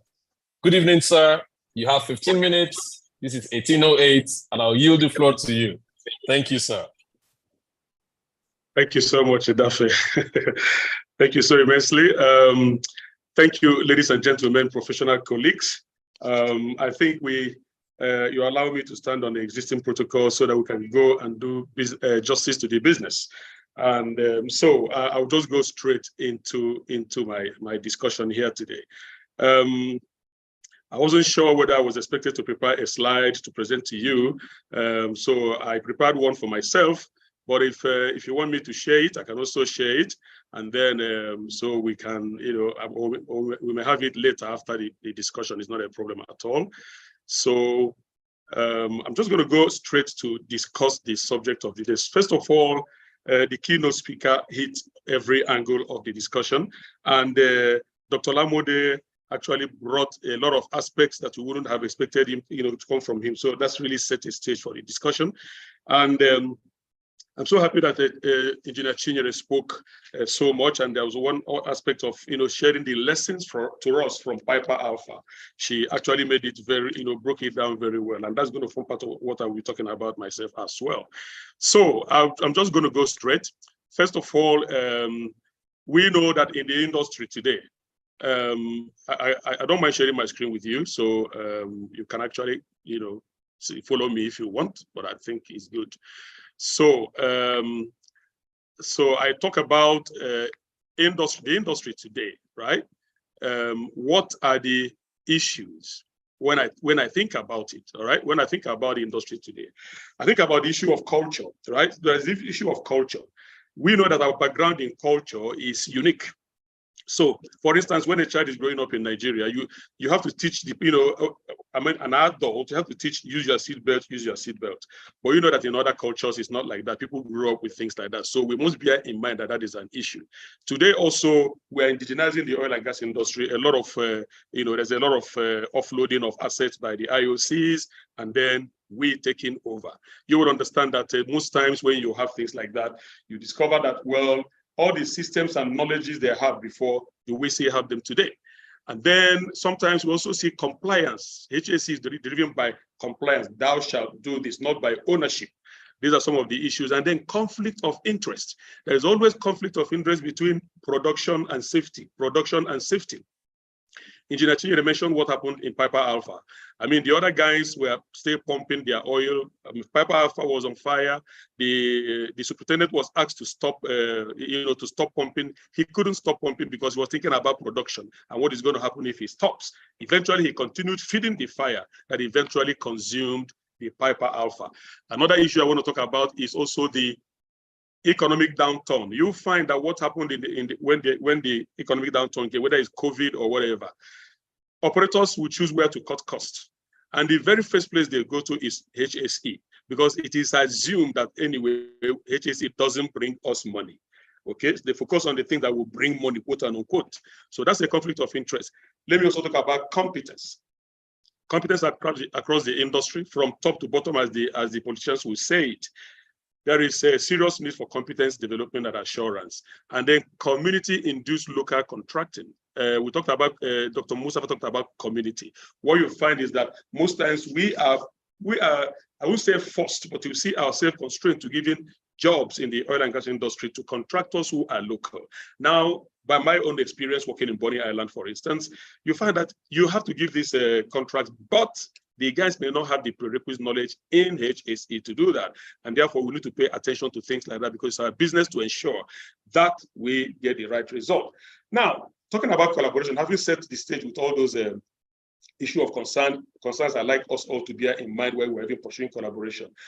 I looked at all the areas we need to collaborate in the industry. There's so much, and using 15 minutes to talk about them may not work. So I just chose the topic of learning from incidents, and that's why I want to focus. After that one, I'm going to focus on what operators can do to make sure that they work safely, and then I'm done. Now, failure to learn is what I have called this. Failure to learn. Where I think it was the keynote speaker said. Sir, please, could you put your screen on slideshow, please? Yeah, sure, I can do that, of course, sure. Okay, so the keynote speaker talked about the fact that, look, we are learning a lot is happening, and we are still having accidents. He mentioned that, okay? And even the moderator, Edafe, mentioned that as well. We have to learn from incidents. Wherever that incidents come from, hopefully not from us, but wherever, we need to learn from it, okay? So a lot of incidents have been mentioned, the Piper Alpha, the Texas oil refinery explosion, the Macondo, the Phillipsboro, the Bhopal, and so on and so forth. So many lives were lost, so many assets were destroyed, and so many destructions on the environment. Now, anytime I look at all those incidents, the question I always ask my audience is, can it happen to us? Can this happen to us in the way we operate? Assuming our refineries are running 100% capacity, will Texas happen to us? And so on and so forth. So that's a question I leave in the mind of everyone here today. But there's something George Santayana said, which I know we all know. He said that those who do not learn from history are doomed to repeat it. I therefore think that one of the days we can learn from history is by dissemination of learning from incidents. What is learning from incidents? Ensuring that lessons are learned from previous incidents so that identical or similar incidents arising from work activities can be prevented in the future. Okay, the moderator definitely mentioned clearly, I want to learn from others' incident, not my own incident. We have a lot of incidents in the industry today. If you go to Google and say, give me 100 incidents that define the oil and gas industry, they'll give you a plethora of incidents. How much have we learned from them? Okay, so I listed the key principles of effective learning from and good practice in this. And I mentioned about 7 items there. We need to have a robust way we report incidents. And then we must investigate incidents in a methodical manner. In the oil and gas industry, we use the bow tie and the tripod analysis. Those are part of the major systems we need to use to investigate incidents. How many people in the industry use it? How many are very competent in it? Very, very, very few. So we do what I call a peripheral incident investigation most of the times. And if you have not investigated very well, you cannot analyze perfectly. And if you cannot analyze perfectly, you cannot act on findings. That is very, very important for us. Then disseminating the information. I like the issue of the IOGP that the keynote speaker mentioned, but a lot of people do not even understand that IOGP exists and is trying to harmonize knowledge from all the international oil and gas companies, and we need to bear that in mind. What are the barriers to learning? Barriers to learning, we need to focus on this one. I said a learning process or a job ethics. So ask yourself, what we are doing for this, is it just because we want to show that we are learning from incidents, or we just tick the box and say, yes, we did it? Okay, what is the other barriers? Under reporting of incidents, when we don't report, we cannot learn. If you go and search the net and say, show me all incidents in the industry, you will get few from Nigeria. You get few data from Nigeria. Why? Because we don't like to put data out there to learn from it. Okay, now scarcity of causal information recorded. Why? Because incidents are most times not well investigated. Another one is purpose of the investigation. Is it blame culture? Is it to blame people or to learn from incidents, or both? That needs to be very, very important. Impact of legal action on information sharing. Sometimes you have injunctions placed on people because of defamation and so on and so forth. All right, so you have all of them there, going down also to poor regulatory oversight. When incidents are not well analyzed, not well investigated, it's expected that the regulatory body should be able to come and say, no, this is not well done. But it also behoves the regulatory body to ensure that their own personnel are also very knowledgeable and competent in the process of safety management when it comes to asset integrity and process safety. Now, let me go to the aspect I want to be a little bit practical. How do we avoid losses in the industry? I call it asset integrity and process safety management. When we talk about safety, they come in categories. We know that process safety incidents is the one that can wipe away hundreds and thousands of people. It can destroy the environment in humongous manners. It can also destroy, all the assets we got. So we need to pay attention so much to asset integrity and process safety management. Very, very important. Okay, so how do we do that? Because of time, I've tried to present something we can be able to use to learn. It's called the bow tie. Many of us have heard about the bow tie before, I know, but are we using it very, very well? Do we understand how it works? What does the bow tie do for us? It gives us a pictorial, illustrative overview of our plant, of whatever the plant is, gas plant, refinery, rig, or whatever. Everything is there. So you're going to see what could be your top incident. Is it a fire or explosion or whatever? And then be able to know the hazards that can lead to this top event. Then the question we'll be asking is, what happens when the hazard is released? So what do I need to be careful about? And then we look at the threats. The threats are the things that can cause the hazards to be released. My colleagues, you know that hazards will always be in the industry. The only way you can stop hazard from being in the industry is to stop everything, remove all the hydrocarbon and go home. But when we go home, hunger is going to beat us at home. So we need to manage the hazards such that all the threats that want to release them as event and cause us stop event, we are able to eliminate them. But then if peradventure it happens, how do we control it? The bow tie, the next level also tells you, how do we prevent the hazards from being released? So we need to put what we call control barriers and preventive barriers in all the causal part to ensure that those threats do not limit our ability to operate safely. What are barriers, for instance?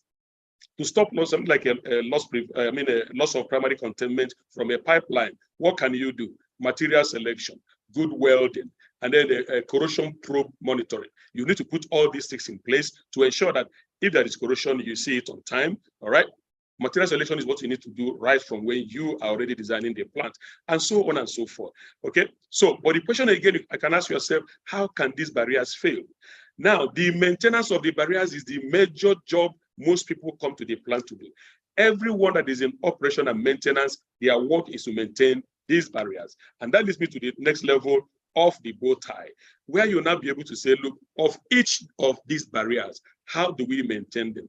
First of all, are there barriers there? Secondly, are they adequate? Thirdly, are they maintained? Fourthly, how are they maintained? In accordance with procedure or not? Fourth, the competence of the people maintaining the barriers. These are the things the bow tie will throw out at you, and you are able to straight away deal with the situation.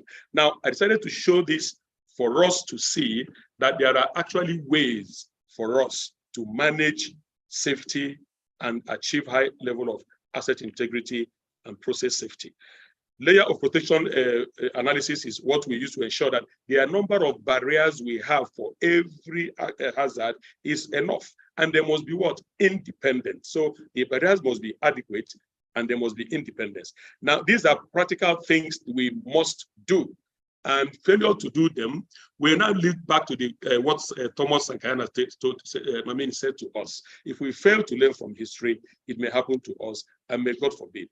In summary, therefore, what do I recommend? I recommend a situation where for the industry, for every operator, there are clear policies on HSE. The organization, that is the people, are very competent, very motivated, and ready to work. There must be a plan for everything we do.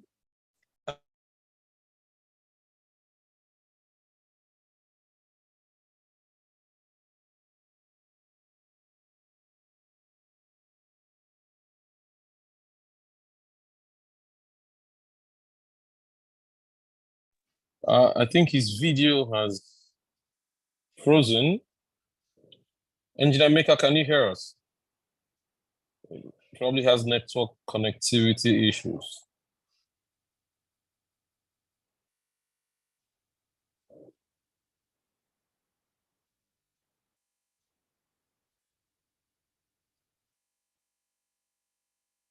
Okay, I think he has network connectivity issues. He was just summarizing. Okay, he has left and he probably have to come back again.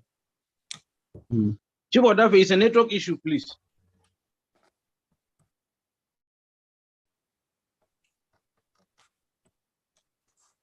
We'll just give him like 30 seconds. Well, while we wait for him, if you have any questions, please, you can drop them on the chat space. Please drop your questions. As earlier mentioned, just put a Q in front and drop your questions. If you have comments, put a C in front and drop your comments. We'll take them once he's done with his presentation so that we can quickly wrap up as soon as he's done with his presentation. We'll just give him a couple of minutes and hopefully he will join us so that he can wrap up his presentation.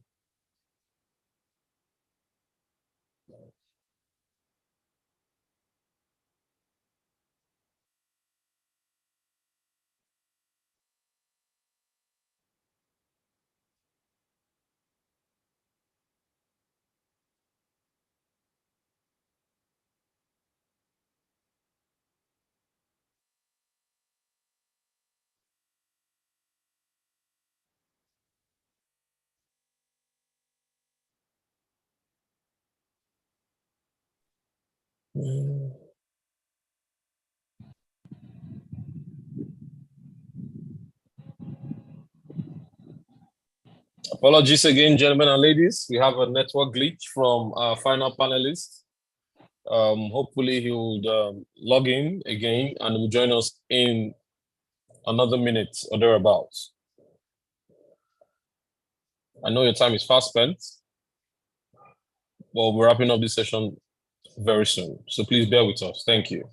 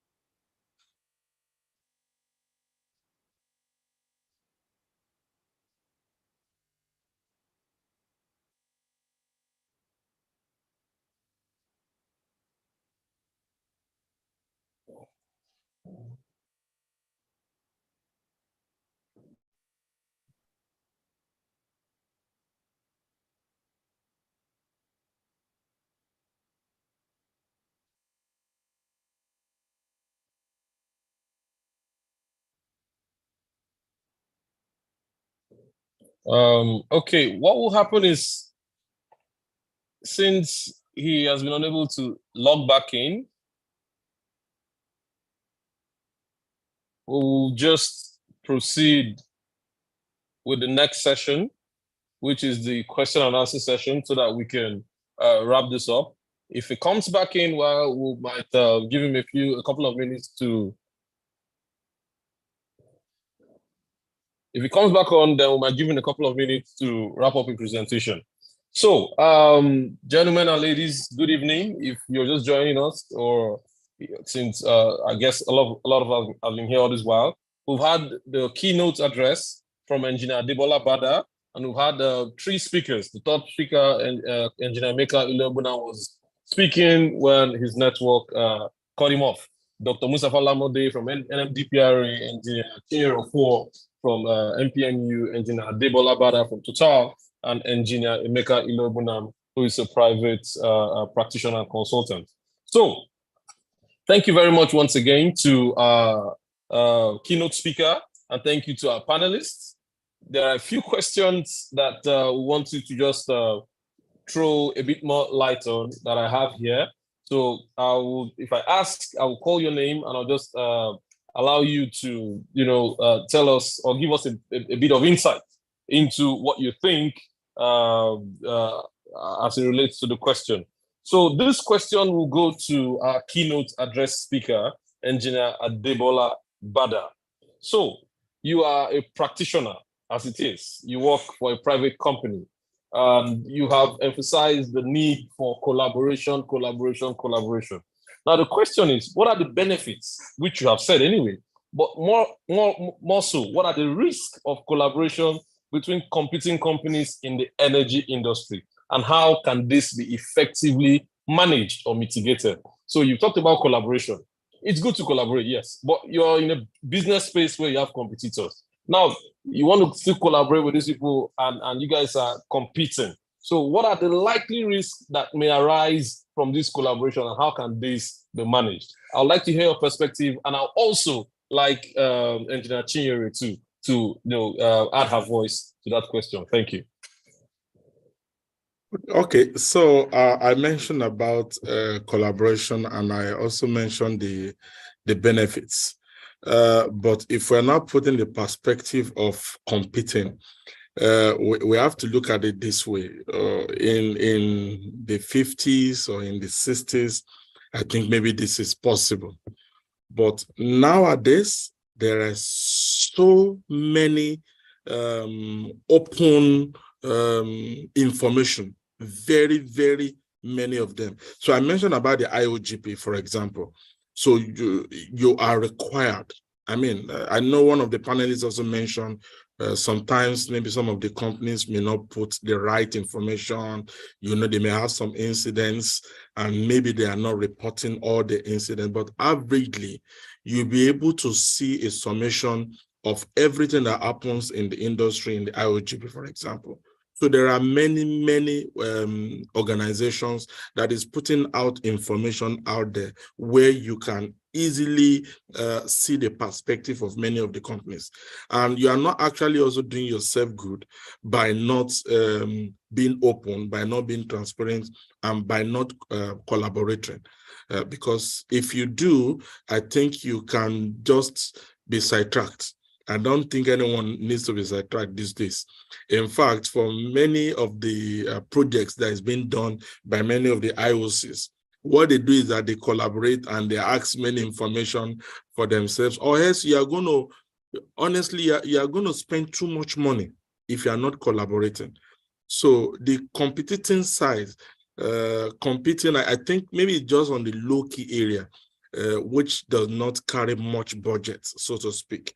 But on a very high level, you have to comply with the policies, you have to comply with the government policies, you have to comply with international standards, and so on and so forth. So I really don't think it will do anyone any good if they are still thinking of the archaic principles of competing. It doesn't hold ground in the future of HSE excellence. It does not. Thank you very much. Engineer Chinyere, your thoughts, please. Okay, so I want to share an example because you asked regarding the risk. And I do not think, the risk, the risk is that much for you to say, I won't collaborate. So take, for example, I'm in company A, maybe a CEO of company A, and company A is a competitor with company B. And I am in the company A, and then I have a brother or a sister or a cousin or a niece in company B. And then I get a story that an explosion happens in company B. And amongst the fatalities in company B is my sister or my family member. It wouldn't matter that we are competitors. What will matter is that I needed that person who I held there coming back safely home. And if it was an incident that had happened in company A and we had found a way to manage it, or we had better systems in which we're managing it, then I would ask myself, is there something I could have done? Is there information I could have shared? Is this information, widely available for other companies, including company B, such that, if we could reverse the hands of time, that incident would have been preventable. So I'm saying this to drive home the fact that, when it comes to competition, you can compete when it comes to maybe ensuring that you get more production, you get, more revenue. But when it comes to safety, the impact, is also felt across board. If I have an environmental impact in my community, even if it's some other company that is operating there, it's also going to affect me. It is going to affect the livelihood of those people who live there. If you talk about even the impact when it comes to climate, the impact to environment, there is really no separation when it comes to how that negative impact cascades to all the affected persons. So definitely, collaboration cannot be overemphasized. It's very important in the place of competition. In fact, it will make you more competitive business-wise, right? Like Engineer Bada said, be able to reduce cost and all the associated, things that you can incur just because that collaboration is not there. Thank you. Thank you very much. So yeah, I think I get your points clearly. Both of you made it succinctly clear. When it comes to HSE best practice, there is no point seeing it from a competitive perspective. There is always a lot to learn that can improve your business and vice versa. And there's no basis for looking at it from a perspective of risk. Yeah, it's something more so. Speaking from this end, you would agree with me that oftentimes a lot of businesses or business models are run like a JV. Yeah. So what's the basis for competition anyway? Whatever you learn from company A and you transfer to company B will only help to improve that business. Thank you very much for that insightful response. I have a question for Engineer Dr. Lamode, please. So, as government, as a regulator, you have a bird's eye view of the entire space within which you regulate. What would you say is the biggest threat to HSE performance in the space that you regulate? And how or what do you think you can do to manage that threat?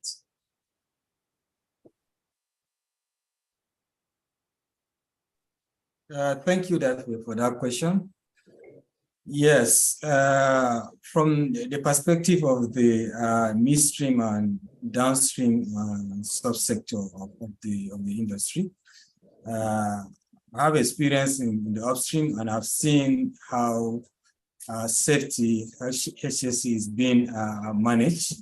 And what I would say clearly is, the biggest factor, which is a hindrance to managing HSE, particularly, let me take the downstream sector, is lack of awareness.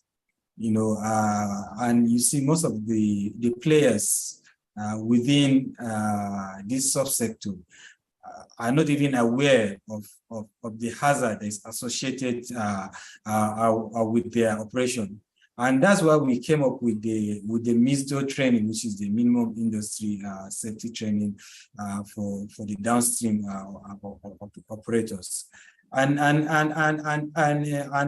in addition to that, I also say that, you know, people within the operators within the subsector, they don't see safety as an integral part of their business. You know, safety has to be looked on as, you know, part of the business. There's no price to safety. In most cases, in trying to cut corners, we find out that you know, it leads to catastrophic you know, incident or accident that will end up, you know, costing more, you know, in terms of, you know, eating up even the margins, the bottom line. I know the keynote speaker also talked about reputational issue and all that. So these two things are basically you know, the major factors that I think you know, are hindering the progress of getting the numbers down. I mean, the numbers of incidents and accidents we've seen within the downstream sector in particular is unacceptable for me. And I think it's the responsibility of not just the operator, but also the players, as we're talking about collaboration, you know, to come together and find, you know, practical ways, you know, in which we'll be able to, you know, share information, you know, develop that awareness level, even up to knowledge or skill level in managing HSE issues and mitigating, you know, the risks that are associated with us. And also for management, you know, developing, you know, a robust HSE management system, you know, for every business. And I think one of the key element of that system is leadership and commitment. So commitment, you know, from the business leaders, you know, to show that they are committed to issues that are related to HSE. And I think with that, you know, it's very easy for their staff to buy into that process. Thank you.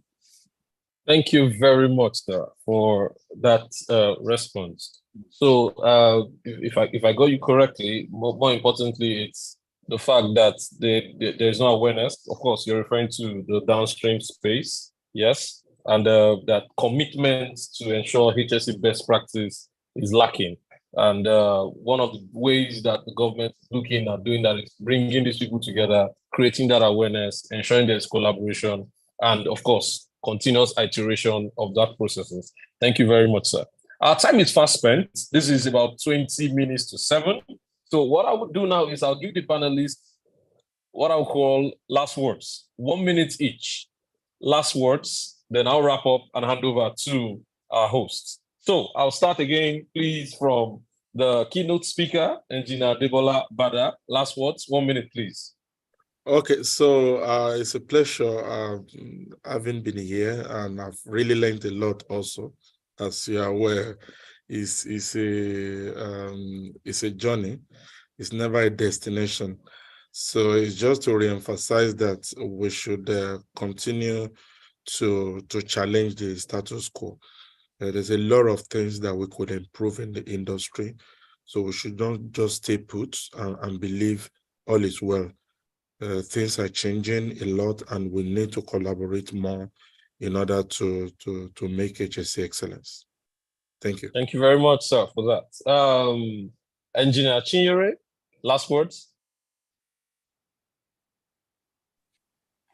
Okay, thank you very much. So for me, people are the drivers of safety. They are also at the receiving end when it comes to, you know, safety incident.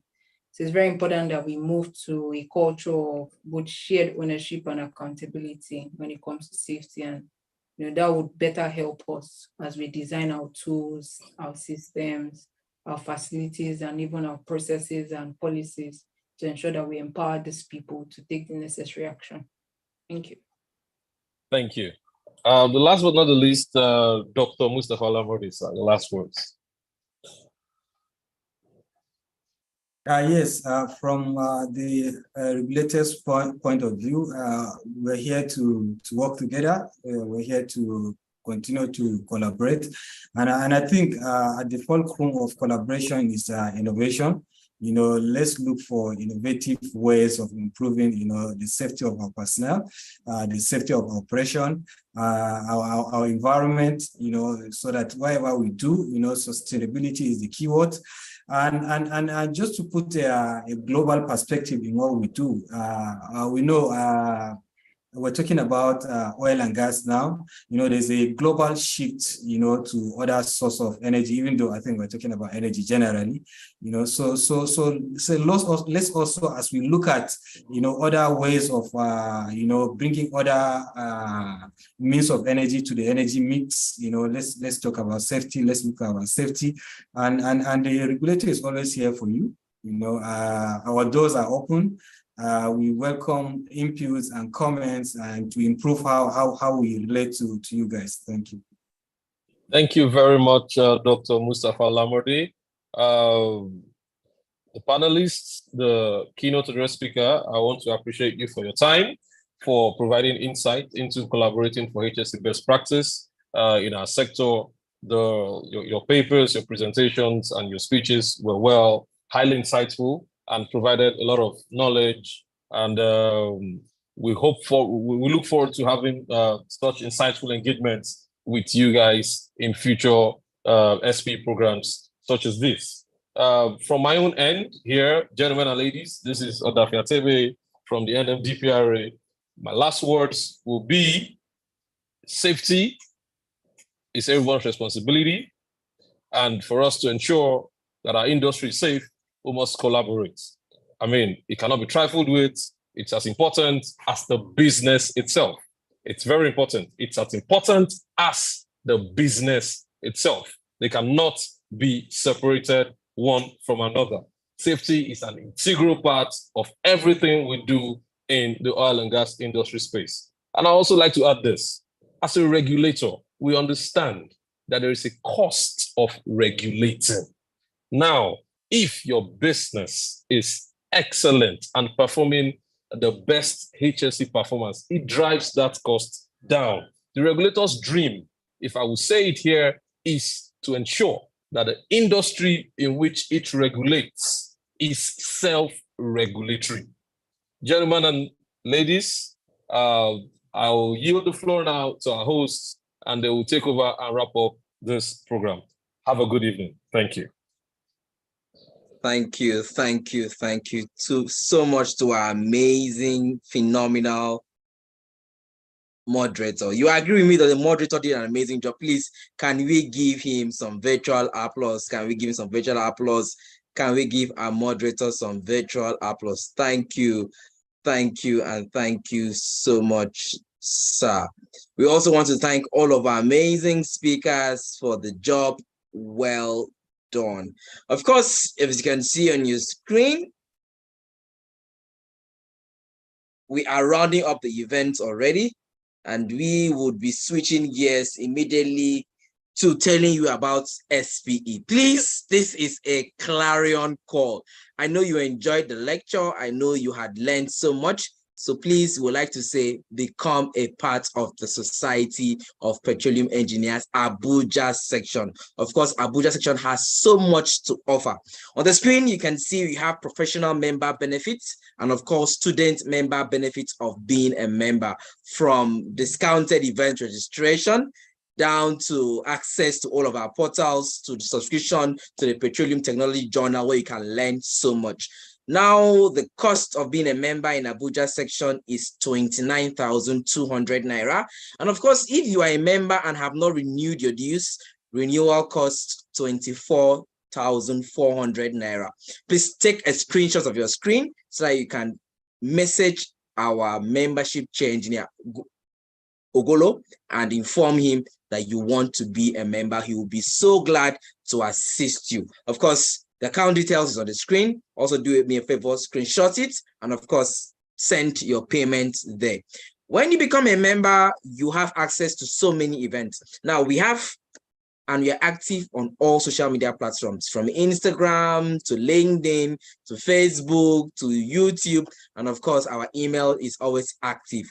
For any email you send to us in 24 hours, you will definitely receive a response. All of our past events and even this event is live streamed on YouTube. So you can always go search for SPE Abuja section and you would have access to all of our past videos. Of course, we have a 3-day event, the HSE week. We have the grand finale of this event on Saturday, 20th of May, 2023. It will be live at Jabi Lake Park, Abuja. We need to work out.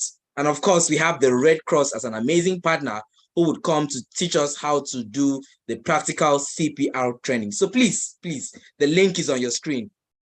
tinyurl.com/SPE/workout. Please screenshot, register so that we can make preparations for you. Kindly register so that we can make preparations for you. We'd like to see you 7 a.m. Saturday, Jabi Lake Park. But please try and register. Of course, we still have more events coming up, and the very next is the professional development training.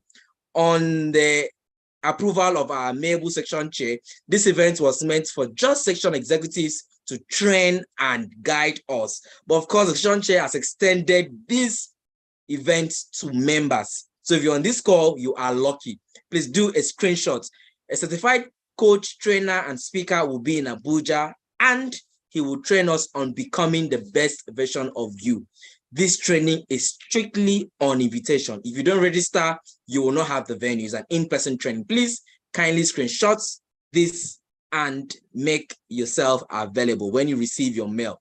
The last but not the least information we have for you today is that Naive is ready. Naive happens at Echo Hotels, July 31st. This is the biggest of our flagship events, the biggest. If you go to all of our social media platforms, you see information on how to be part of the short courses, and of course, how to be part of other information as regards NAIS 2023. This is our biggest event, your biggest opportunity to network. I said earlier on that you should register, and when you register, you have a discount to our event. As a member of SPE, you will definitely have a discount to NAIS 2023. Kindly register. Your Excellencies, distinguished guests, ladies and gentlemen, I'm going to round up this event by having a closing remark. And after the closing remark, we'll have a brief photo session. So please stay back. I'd like to welcome Dr. Ikechukwu Okafor, the Programs Chair of SPE Abuja section, for his closing remark. So please, the stage is yours.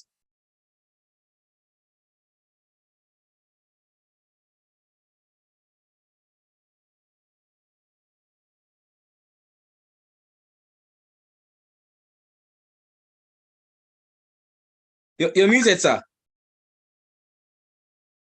Okay. Can you hear me now? Loud and clear.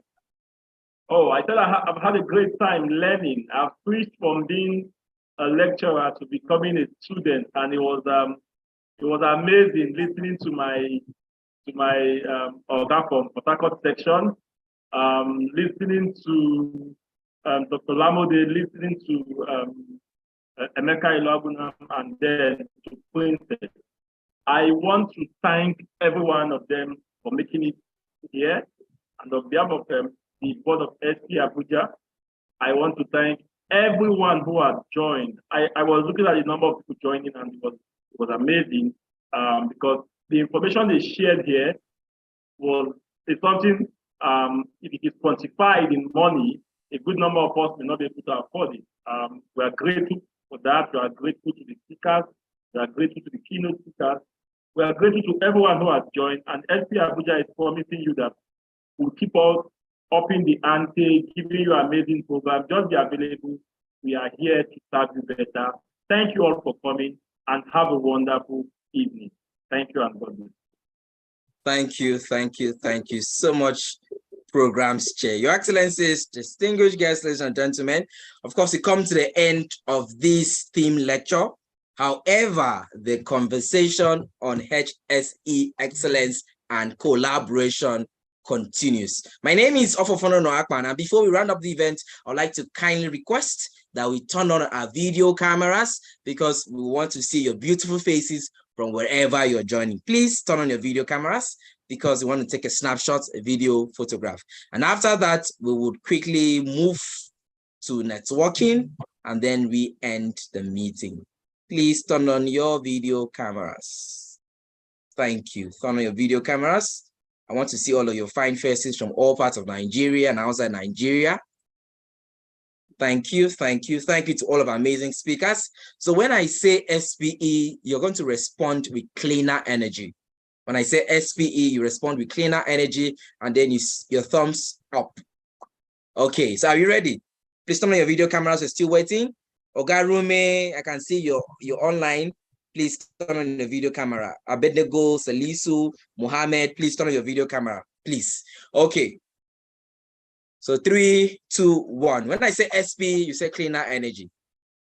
Please, I'd like to see your dentition, please. SPE. Cleaner energy.